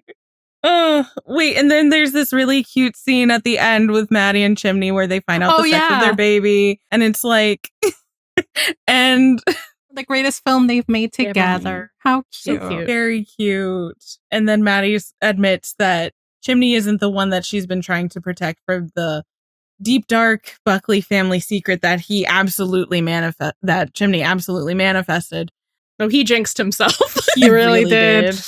There's also this one line where Chimney says like he's not going to run this time, which is just very foreshadowy for what Maddie does in season 5.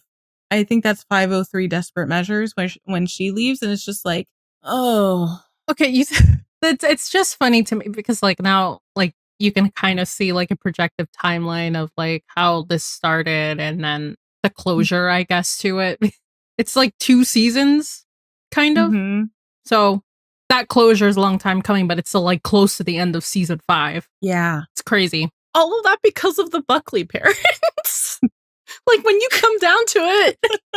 No, it's true. They did it. Like her hormones played a part in it, but like they messed up their kids so bad. Mm-hmm. They messed up their kids, and then they weren't there for their other kid, and she had to be there and had to be the parent, and then she blamed herself for. It's just, it's crazy. The domino effect of Margaret and Philip Buckley is wild. When we catch you, look at what you've done. What were we supposed to do? Yeah. Okay. So on to Buck, who's honestly he's just chilling. He's just vibing. He's chilling, he's vibing, he's going to therapy, he's having fun with the Diazes until Maddie confronts him with the therapy. Like he really thought they were going to be normal about it. Well, he really thought his sister was going to be normal about it, but she wasn't. What a Buckley's shame. are anything but normal about things. Well, they're never normal about things, but like he was. He's the only person we ever see smiling in therapy. Like he's actually having a good time. Yeah, he's therapy. He's thriving, and he literally is like, I'm fine. I have a great life. I'm just trying to be finer. Like he is having like he's fine. Yeah, he's like, I'm a little sad and lonely, but like we don't actually see him sad and lonely in this episode. No, at all.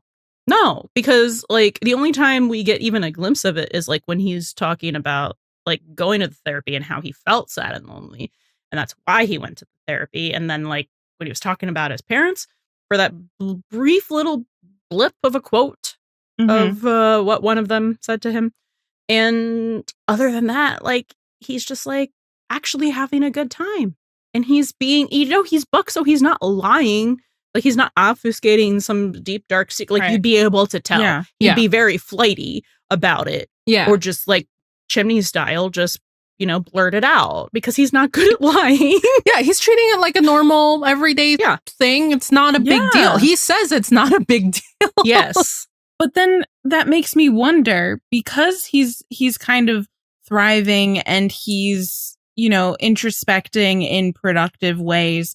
Like, what was the purpose then of him not like admitting that he's going to therapy because of this reaction. Points to Maddie. Points Because to he the didn't want Buckleys. people to be weird about him going to therapy, because inevitably some people are always weird about therapy. Like especially older people, because the older generations, like there's a lot of stigma around going to therapy, and I think there's probably stigma for him because of what happened with his last therapist.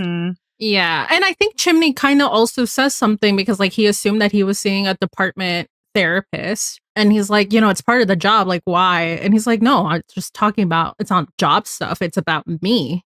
So like it's like, again, like kind of like what I said about Maddie, it's like people assume like you have to have like a very obvious and traumatic reason to go to therapy, when like sometimes just people want to work on themselves, and like I think an impetus, and Buck is not doing it because of that. It's just he wants to work on himself. And I think he probably thought that people would jump to the conclusion that he was like spiraling about something, because that's the only time we ever see him introspect. He's spiraling about something normally. Yeah. So, the fact that he's just like, I'm just doing introspection, but like supervised, which is what he needs. Yeah. So that's why he's doing well with it, because it's supervised introspection. That's the way it needs to happen. Yeah. So I don't know. It's just crazy to me that like he was like, yeah, I'm just like having a good time, and I'm letting you know because you keep bothering me to like meet this woman that I'm dating. There's no actual woman that I'm dating. I'm in therapy. Please be normal about it. And I think because he says like it's not about the job, it's about me. That's what puts like some of Maddie's hackles up, and like, oh no. And she goes over to his loft like right after he was at her place, or hers and Chimney's, and she's like, I thought you wouldn't be comfortable talking about it with Chimney there. It's like, no, I think he's uncomfortable talking about it with you. Because I don't know. I just don't think he wants to talk about it with anyone but his therapist, which is why he's seeing a therapist. Valid. Yes. Because, I'm sure that his family stuff was involved, but I'm sure just like the feelings of like being sad and alone, and like his abandonment issues and stuff like that. And I'm sure that like he's talked about Maddie in part of it. So like, why would he want to bring up therapy where he talks about Maddie in part to Maddie? You know what I mean? And like talk about that with her. Which is why he like plays it off as a joke. Like, it's all your fault sort of thing. You got me thinking about all of this stuff, especially with the whole, like the chat with Abby in the season 3 finale, like didn't give him as much closure as he thought he was going to get. So like he's working through that. And of course that would, those feelings of being left would also relate to Maddie as well. So there is probably string tying that together. And it's like, but then he has that quote from his parents, like the world is an uncertain place. You have to protect yourself. It's like, well, no wonder he always thought he has that defense mechanism. I know. His pulling away defense mechanism. No wonder he always feels that things are so tenuous and that they could slip away at any moment, because of the things that he was supposed to have growing up that were supposed to be steady and sturdy and consistent, like family and people and unconditional love, were just as uncertain as the world around him. Even with Maddie leave, as much as she tried to like, stop that, she left, and he couldn't count on anything else or anyone else. And it's just like, that's so like, it's not Maddie leaving that gave him the I better leave before I get left mentality. It's his parents. Yes. But they also instilled that in Maddie. So it's just like, going down the family tree here. It's just like, oh. And then of course he chooses that in partners because that's what he knows. That's an Oedipal thing we don't want to touch.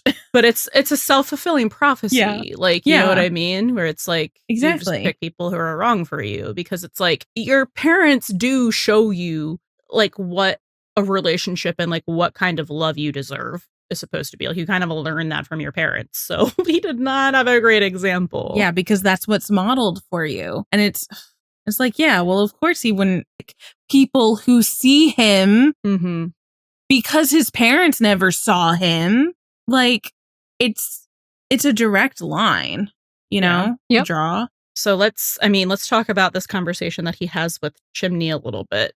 And Chimney's trying to like needle like, hey, what the fuck is the deal with your parents? Because your sister had a breakdown last night, you know, scared that she's really going to screw up our kid the way that, you know, your parents screwed you guys up. Tell me more about that. And then he repeats the line to Buck, like she said, they're not bad people. So I'm guessing that they weren't abusive. And Buck says, no, they weren't. They were just absent. You know, I mean, they were in the house. They were cooking meals, washing clothes, usual stuff. Just, it always felt like they were a million miles away. That's one of the saddest things I've ever heard. Yeah. And it's just like, honey, sweetie, baby, that's neglect. That is abuse, actually. I just want them to understand that. That it is the same, just in different ways. Yeah. Those silent forms of abuse. Yeah. Not obvious ones. Withholding affection except for when your kid's hurt.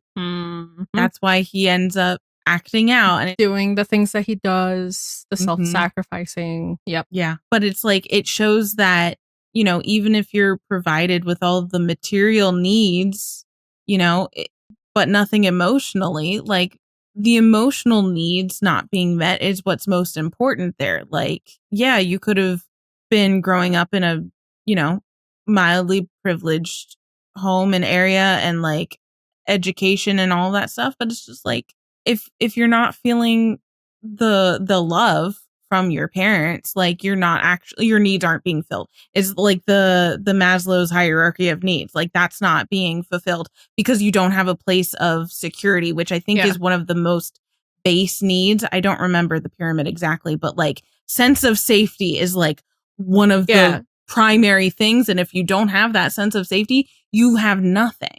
Speaking of security and secure, I think the statistic is like you only have to meet 30% of a child's needs for them to have a secure attachment style. I don't really want to get into attachment styles right now, but basically that's the only healthy one.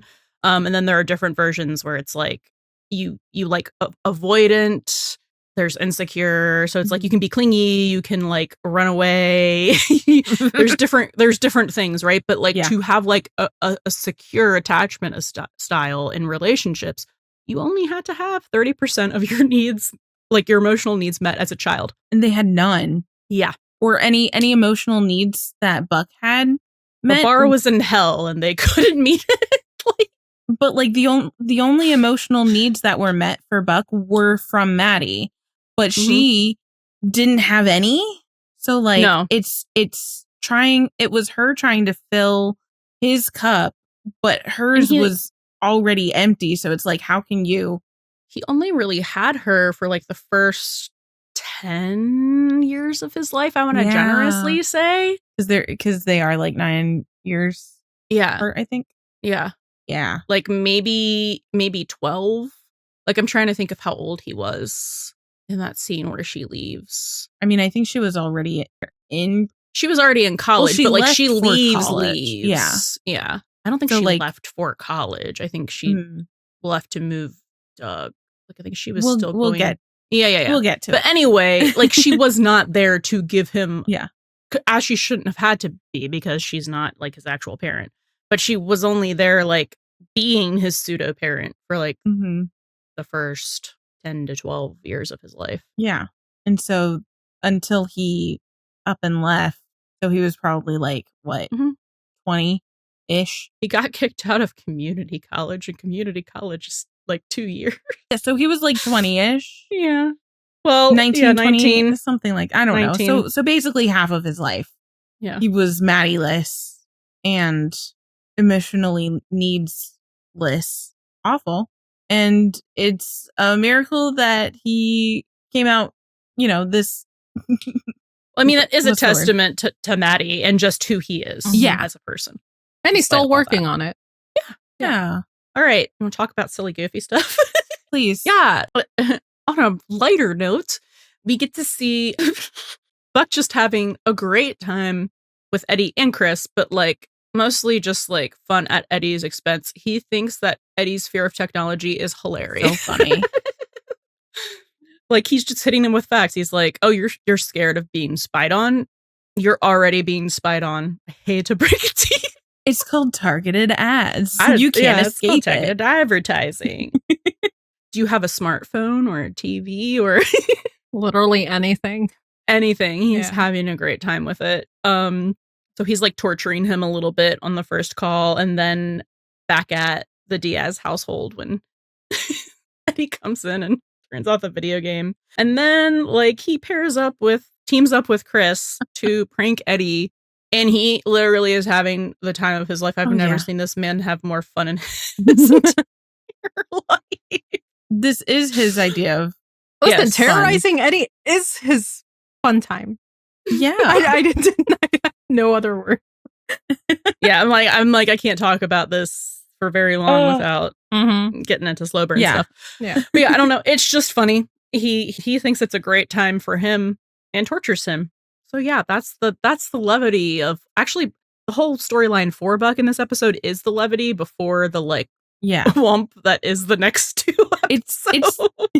It's the chillin' before the storm, right? Like he's just having a good old time.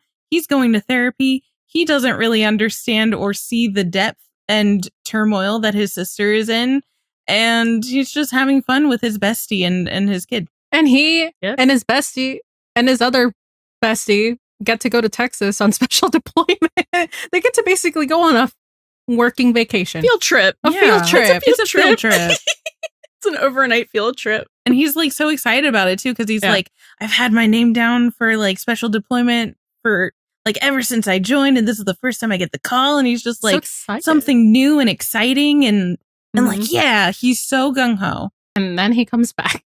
Yeah. So it really does kind of show that like Buck was in a good place. Oh no. Well, it really is like watching a train wreck. Enter the Buckleys. Yeah. Another train. We'll never escape. Nope. No. We're on this train till the end. Till it rolls off its track. Let's talk about Eddie. Okay. So this is one of my favorite Eddie storylines. Oh my god. I don't know how they pitch these, like, Eddie's scared of this or anxious about this things in the writer's room, but like I just want to be there because I feel like it would be fun. Just more Eddie lore. Just like technophobe Eddie, to add to all of his other like Barbie titles. I wonder if it was just like coming off of, damn, we really like tortured him in season 3. I think we need to give him some levity. I think so. And it's also like a little bit of a continued disillusionment's not the right words, but looking at season 2 where Eddie was so confident, competent, like Silver Star Eddie, and then season 3 was breaking down a lot of that. Mm-hmm. And this is, I wouldn't say it's exactly like breaking him down further or necessarily like building him back up from that in this episode. It's just kind of like a continued, insight into Eddie that he isn't this whole calm and collected person that you see on the calls. Yeah. Mm-hmm. He has a lot of anxiety.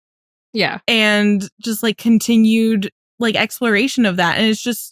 And it's played for laughs, but it is funny because it's just like, of course he has anxieties about technology. Like, I was just going to say, I mean, it also like kind of, I think it brings a little bit of some silliness back because we've been kind of missing that from, I think, season 3. I don't think there was a lot of silly, goofy stuff for him. Not like at all, actually. No. No. I mean, I'm like going through the storylines. I'm like, wait, no, like there's little moments, but like not really like for like a, B or C plot. Mm-hmm. I think my favorite moment in this episode of the technophobe thing is when they're at the goat yoga lady's house. I knew you were gonna say that. Yeah. And she's like, do rabbits have worms? And Hildy's like, would you like to hear what I found on the internet? And he's like, no. And everyone's like, what the fuck? And he's just like, he tries to casually walk over there, but he does not look casual at all, and like turns the like Hildy tablet face down. which I don't think turns it off. I don't think it turns it off, but it gave him some. You tried. I know. That was so funny. Just like the way he immediately like react. No. Just like instinctual. That came from a deep terror. Place. It came from a deep place of fear. It did. And I think it is so interesting too that like so much of season 4 for Eddie specifically, like I'm thinking, you know, we're going to see Jinx, we're going to see Treasure Hunt. There is that exploration of kind of like the lighter, sillier, goofy side for Eddie as well. But it's also at the same time, it is kind of diving deeper for him. It's like, oh, so now we know like more of his backstory and how he presents. But this is like what's actually going on in his head. And he does not like technology and he does not believe in the universe and curses and jinxes and blah, blah, blah. But like maybe he kind of does. I don't know. He does not like things that make him feel like he can't control everything. Exactly. So he will avoid it if possible. If it's a real, like he knows that Hildy is real. So he's like, no, Hildy is allowed in my house. If I turn it face down, it can't see me. It cannot perceive me. And then the universe is just like, I don't believe in it because I can't control it. It's like, you all sound fucking I can't stupid. See it. Yeah. You guys sound so silly. Crazy. Yep. I can't wait till we get to that episode. I know. Same. That's going to be so exciting for us. Just to finish out Eddie not being able to see a lot of these things. So like stuff with the universe, stuff with technology, because it's like kind of beyond comprehension sometimes the way these things work. So like he doesn't understand how it works. And so he can't see it and he can't see it. So he can't control it. So that's all very interesting. I think how that ties together. Oh, I was saying, I don't know how to talk about the shutting down the video game scene without talking about it in slow burn. So that's just going to have to wait. Yeah, I don't think there's literally no way for me to talk about that other than like they're married. Yeah. No. Is there a way for us to talk about like the prank, or is that just slow? We are going to make it about a sugar daddy. That's a stepdad and kid pranking the like. What do you mean? How do I not talk about it in a familial way? Like Chris is memorized the phone number, called him. Like they've coordinated to like do to print. That's like literally that's a family unit. Man. All right. I don't know how to talk about that. So we're going to cut our Eddie section short because all of that goes in the gay section. Yeah. If you want to hear the rest of the Eddie stuff, you have to go listen to Slow Burn. I'm so sorry. But before we get to Slow Burn, we are going to do our Best Buddies mini segment. I think you talk first. So, okay. So shout out to our Best Buddies on Patreon. Thank you so much, Aaron, Alexandria, Amy, Jules, Quincy, Sheila, Vera, and Zachary. We're about to start a mini segment they voted for: how the 118 handle therapy differently. It's exclusive to the Best Buddies tier on Patreon. So if you'd like to vote and hear special mini segments from each episode and get a personalized shout out, subscribe to our Patreon. All right. It's been a month since we've done a slow burn section. How I've missed you. That feels so weird. It's been so long. Like we're doing the Buddie Maxine section for season 9, but it's like, it's not the same. Exactly. No, it's not the same.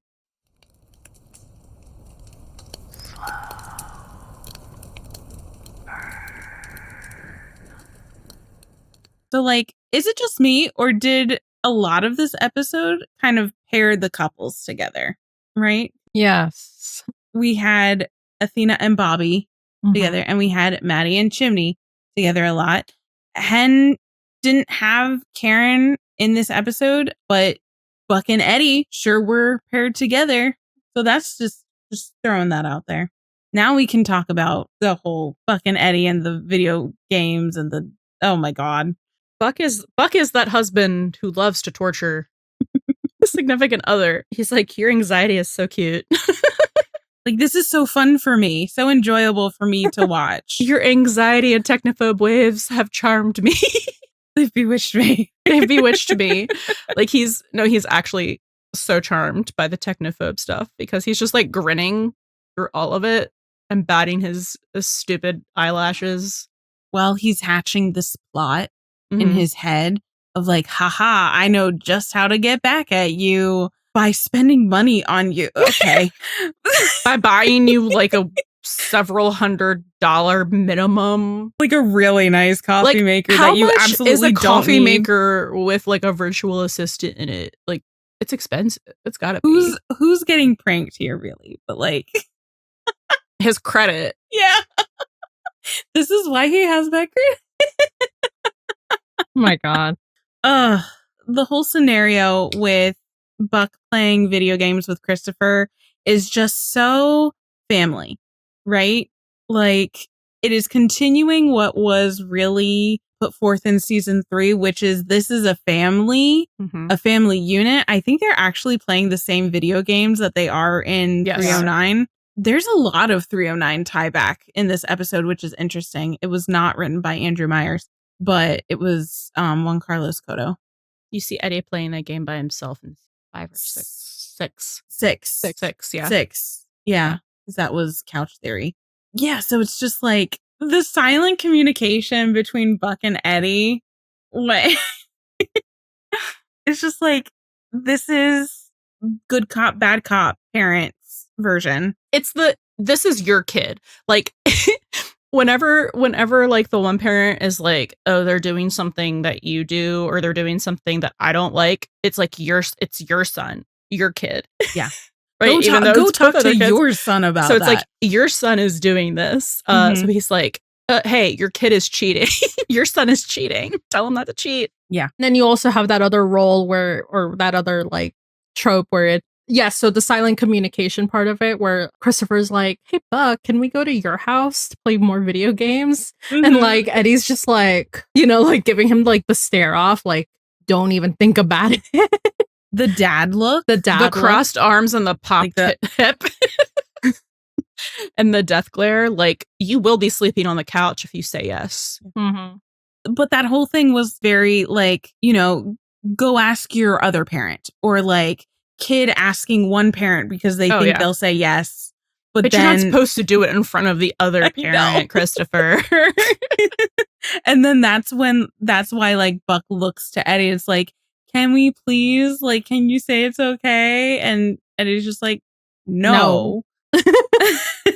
And Buck obviously like abides by that because like he doesn't feel like it's his place otherwise, but it is just like a very familial exchange. It's so typical of like, ask your other parent. Like, sorry, your mom said no, your dad said no, so I can't approve. It's that whole thing where it's like, I want to say yes to you, but I can't because your mom or dad said no. Or like in reverse, it's kind of like, so what did you asked your dad, what did your dad say? No? Okay, so no. The united front of it all. Yeah. Because I mean, obviously Buck is going to like follow Eddie's lead in this way because Eddie is Christopher's dad, but it's like, notwithstanding, it's a very like tropey familial like parent thing for the whole thing. And Eddie is, he is going 0 to 60 on the banning tech sort of thing, and just kind of like, also full stop. Like, honey, your trust issues are showing. Christopher already like assigned a fun parent to Buck, strict parent to Eddie. So, which I feel is their dynamic in general. It's like, how am I supposed to talk to my friends? Like Chris was saying. Oh, yeah. And he was like, you're talking to people on this thing? And Buck's like, honey, calm down. It's targeted advertising. Like, I don't know. It's just so married. It's literally just like looking at your parents, like having an argument in front of you as a kid where you're just like, how do I use this to my advantage in some way? Yeah. I don't know. Scenes like this just take me back to... I think we're going to talk about it more when we get to that episode where like Christopher does actually like calls up an Uber and goes to Buck's place. But it does take me back to like when we were talking about, I think in 710, when we're like, why didn't he just call Buck or something? Or why didn't he go to Buck or some shit like that, right? After the Kim thing. And like these episodes really like established the married parental united front of what they are. Like that is what Chris grows up in, you know? So.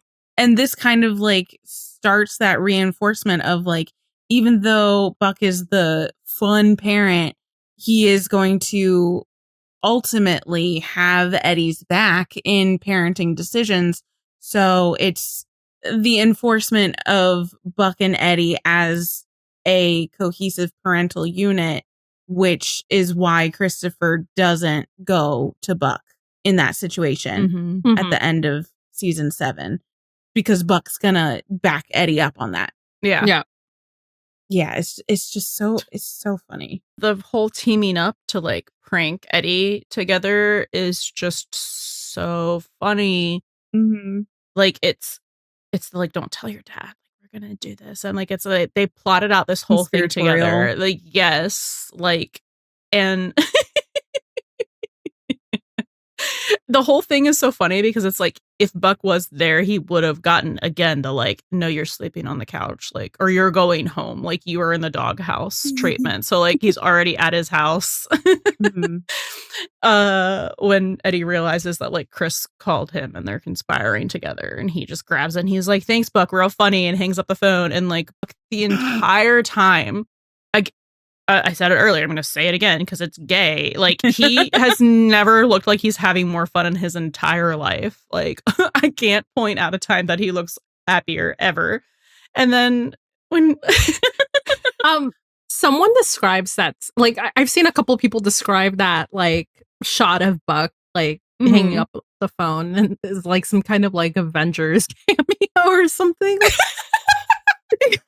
Or like that he's about to do something Avengers like. I don't know. It's just I mean it's one of the ultimate like Buck who's gonna be okay. Like, I put girl who is going to be in love instead of girl who is going to be okay. Like look into the distance, because that like girl who's gonna be okay, look into the distance is always like a little side smile, like smirk. He's like full teeth with his like heart goo eyes. He's like, so proud of himself. After the phone's already hung up, saying to no one, like, you're welcome. Okay, he man. Can't hear you flirting with him. He hung up on you. It's so embarrassing, actually. Because again, it's just like one of these classic Buck grand gestures, right? And this one is really played for laughs because it's obviously not something that Eddie said that he needs, but he was like looking into it. So here Buck is just like fulfilling, you know, Eddie's deepest desires, which is to get a new coffee maker, even though he would never do that for himself, but in like the funniest way possible. Yeah, especially, you know, like Eddie's not going to let himself have the joy of a new coffee maker. So Buck, it takes it upon himself to, you know, do it for him, but like hee ha ha, I'm also gonna like poke fun at his technophobe ways. And it's just like, so 2 birds 1 stone. Eddie wins, but I win because Eddie wins. Did he like he typed that he totally, it's a grand gesture. Yeah, he totally typed out that note, right? A gift from Hildy. Oh yeah. Like that wasn't. I feel like we can. Like, that was like generic. The like insert your personalized message.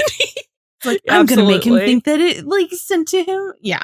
Just so funny. It was also like part of these private conversations because Eddie said, "I only spoke about the coffee maker to you, to Buck, only people and Hildy overheard." Yeah. So there's also like this element of just like privacy and not secrecy, but just like almost intimacy, right? Because Buck is who Eddie goes to. They share these kind of things. Like, you know, Eddie was thinking about a new coffee maker. He wouldn't tell anybody else that, but he told Buck. And like Buck did his grand gesture thing. So it's just like it's probably not the same, but now it's making me think about 8/13 when he's FaceTiming Buck about Hen's birthday, or about like, you know. Yes. And then I think he was also asking for like advice about going to the chess match, and then like Buck kind of like hands the phone to Chimney, and he's like, "You heard all of that? Mhm. Bye." Yeah. Like he only trusts Buck with like his deeper innermost, like, again, this is why Eddie needs to rely on more people, like people around him, because Buck is his go-to confidant. Mhm. Right? There is this Bathena parallel that I really enjoyed. So when we see Bobby react to like Athena saying that she stopped therapy, and like he's just like, "I'm sorry, what?" Because it's the first he's hearing of it, and he just kind of is like just not there anymore. He's in a different place, dissociating, like, "Why didn't you tell me? Why wasn't I involved in the decision?" Is like the same reaction we get from Buck anytime that happens with Eddie. So like just to name a few. No, you're right. Just name a few from like season 3 when they're like the grocery store fight, when it's like, "I couldn't even call you to pick me up from jail." And he's like, "What? Why didn't I hear that you were in jail?" When Eddie leaves the 118 in season 5. In season 7, when Kim shows up to the station. And then in season 8, episode 8. Yeah. That 8. When he finds out that he's moving. So I think there's more, but like those are just like the big hitters that I can think of. 817 El Paso. The fire. Yes. The kitchen fight, 817 for sure.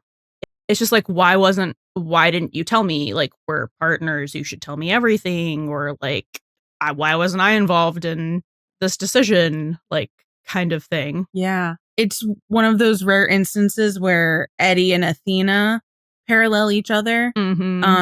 Because it's usually Athena and Buck and Bobby and Eddie. But like, this is one of those times where Athena and Eddie, because they're making these unilateral decisions without conferring with their partner, and then their partner is kind of blindsided.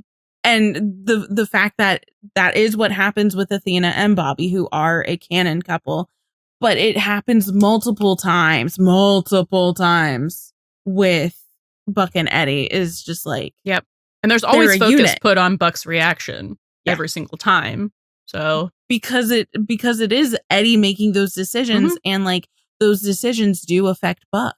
So, and then I think the last thing I have, unless you guys have anything else, so we mentioned it at the beginning of the episode. Back at the goat yoga call, when he spouts off the fact about weight goats having goats and the weight distribution for the planks, and they look at him weird. He's like, "What? I can know weird things too." Because normally that's Buck's job, right? But he absolutely learned that fun fact from Buck. Like, come on. Yeah. I can know weird things too. Where'd you learn your weird fact? Yeah, like, but the thing is, even if for, benefit of the doubt that he just knew that for some whatever reason, it's interesting that he says that because like the two characters that mostly have these just like little factoids are Hen, and it's usually with animals. Yes. So like that makes sense. But then it's also Buck. So like it's just a very easily connected thing to Buck is the one with all of these little like Buckopedia fun facts. So like, Eddie can have those too. And I'm thinking back to, again, 309 Fallout, when it was the meteor and Buck said all of these facts about, there's only one person in like the 1950s that was struck by a meteor, and all of these things. And Eddie is just like so proudly saying, yeah, Buck was in the tsunami. So he's gotten really invested and interested in all of these, disaster things. And he's just a wealth of knowledge, and just like, so Buck is on Eddie's mind in cases like this, right? So, yes. So I'm laughing. I'm laughing because I think about, so I can think about two ways that he probably knows this information. One, did we think of the same one and start laughing at the same time? I don't know. Is yours Buck related? Go ahead. I'll tell you if it's the same. He worked on a ranch. He probably knew about that. My other one was, well, Eddie's from Texas. He probably seen it. Probably. Yeah, in El Paso, I've seen it. Goat yoga at a farm. But both of them involved a farm, so he probably seen it, knew it. That's what I was thinking. Adjacent. No, I was just thinking he knew it because Buck was literally trying to talk him into doing goat yoga. Oh. Well, now it's definitely not going to happen. No. But you know, like, he'd be like, I got to talk him into this, but like, we can't go to the gym, like, outside of work because of like quarantine. But like, here's he would come at it with like a list of like the benefits of yoga, like why it's great, why they should go, and why they should take Chris. Like, it's absolutely something that could have happened. So, okay, and now Eddie's just going to be like, here, this is why we shouldn't do that. Yeah. No, but shut it down. I was just going to say, then we can just tie into my headcanon that Buck probably did do it at some point when he was working at the ranch and try to bring it back. Yeah. Okay. Yeah. Close enough. Adjacent. You're right. Yeah. I just started imagining him trying to convince Eddie to go. And Eddie being like, absolutely fucking not, but like absorbing every single factoid that Buck told him. It was like, at first he was like, all right, fine. Moment. And then he goes on this call and he's like, never the fuck mind. I'm not doing that. Absolutely not. Absolutely not. This is never happening, and this is why, and you're never going to get any movement from me on this. So, denied. Yeah. But either way, the way, like, any way we're thinking about it, it does still connect to Buck. Yep. In Eddie's mind. So, like, it reminds me of the season 5 opening when it's like, Buck's like, it has Sumatran tigers. And he's going on like the rant about all the animals that can like eat your face and shit. Yeah. And Eddie's just like, yeah, he takes Chris to the zoo all the time. He has the place memorized. Like, he sits there and listens to Buck's, Buckopedia deep dive research, late night rants. It's his and favorite absorbs bedtime story. Every single thing. Yes, that's his podcast. Yeah. His Buckcast. It is, though. Oh, boy. So, I guess we'll just end this off by letting you know that our next episode is actually not going to be 404. It's going to be the Lone Star crossover. Woohoo! And we're going to have a special guest who we've been trying to get on the pod for like a year. This has been planned. Yes. So yeah, we're going to have Trenton from 911 TV News on, and we're really excited. And we hope you guys will tune in, even though it is not a regular 911 episode. I think it'll be a lot of fun, and we'll get to get some insight on some of the Lone Star stuff and production stuff from Trenton. Yeah. Which I think we're all really curious about. So we'll do like some character analysis for our regular characters, but I think we'll rely on him mostly for like some of the Lone Star characters because we don't know that much about them. So we can just extrapolate from what we see in Sill's watching this episode, actually, so she might know a little bit. There you go. You're doing research. I'm doing research. I'm kind of having fun. Good. So yeah, I will absorb the information via Sill's live text that I receive in the morning. I do like those live texts, live tweets. But we're very excited. That's gonna be fun. It's gonna be like different, but in a fun way. Yeah. Remember, don't buy a HILDY coffee maker for your baby daddy. But if you do, take a buddy with you. Thank you for listening to the Buddy System podcast. Can't get enough of the buddies? Subscribe to our Patreon for access to our Discord community, full reaction videos, and even more exclusive content. And if you really want to make our day, leave a 5-star review on Spotify or Apple Podcasts. Please come yap with us on your favorite social media platform. We're at Buddy System Pod everywhere. That's BUDDIE System Pod. Catch you next time. And don't forget, bring a buddy with you.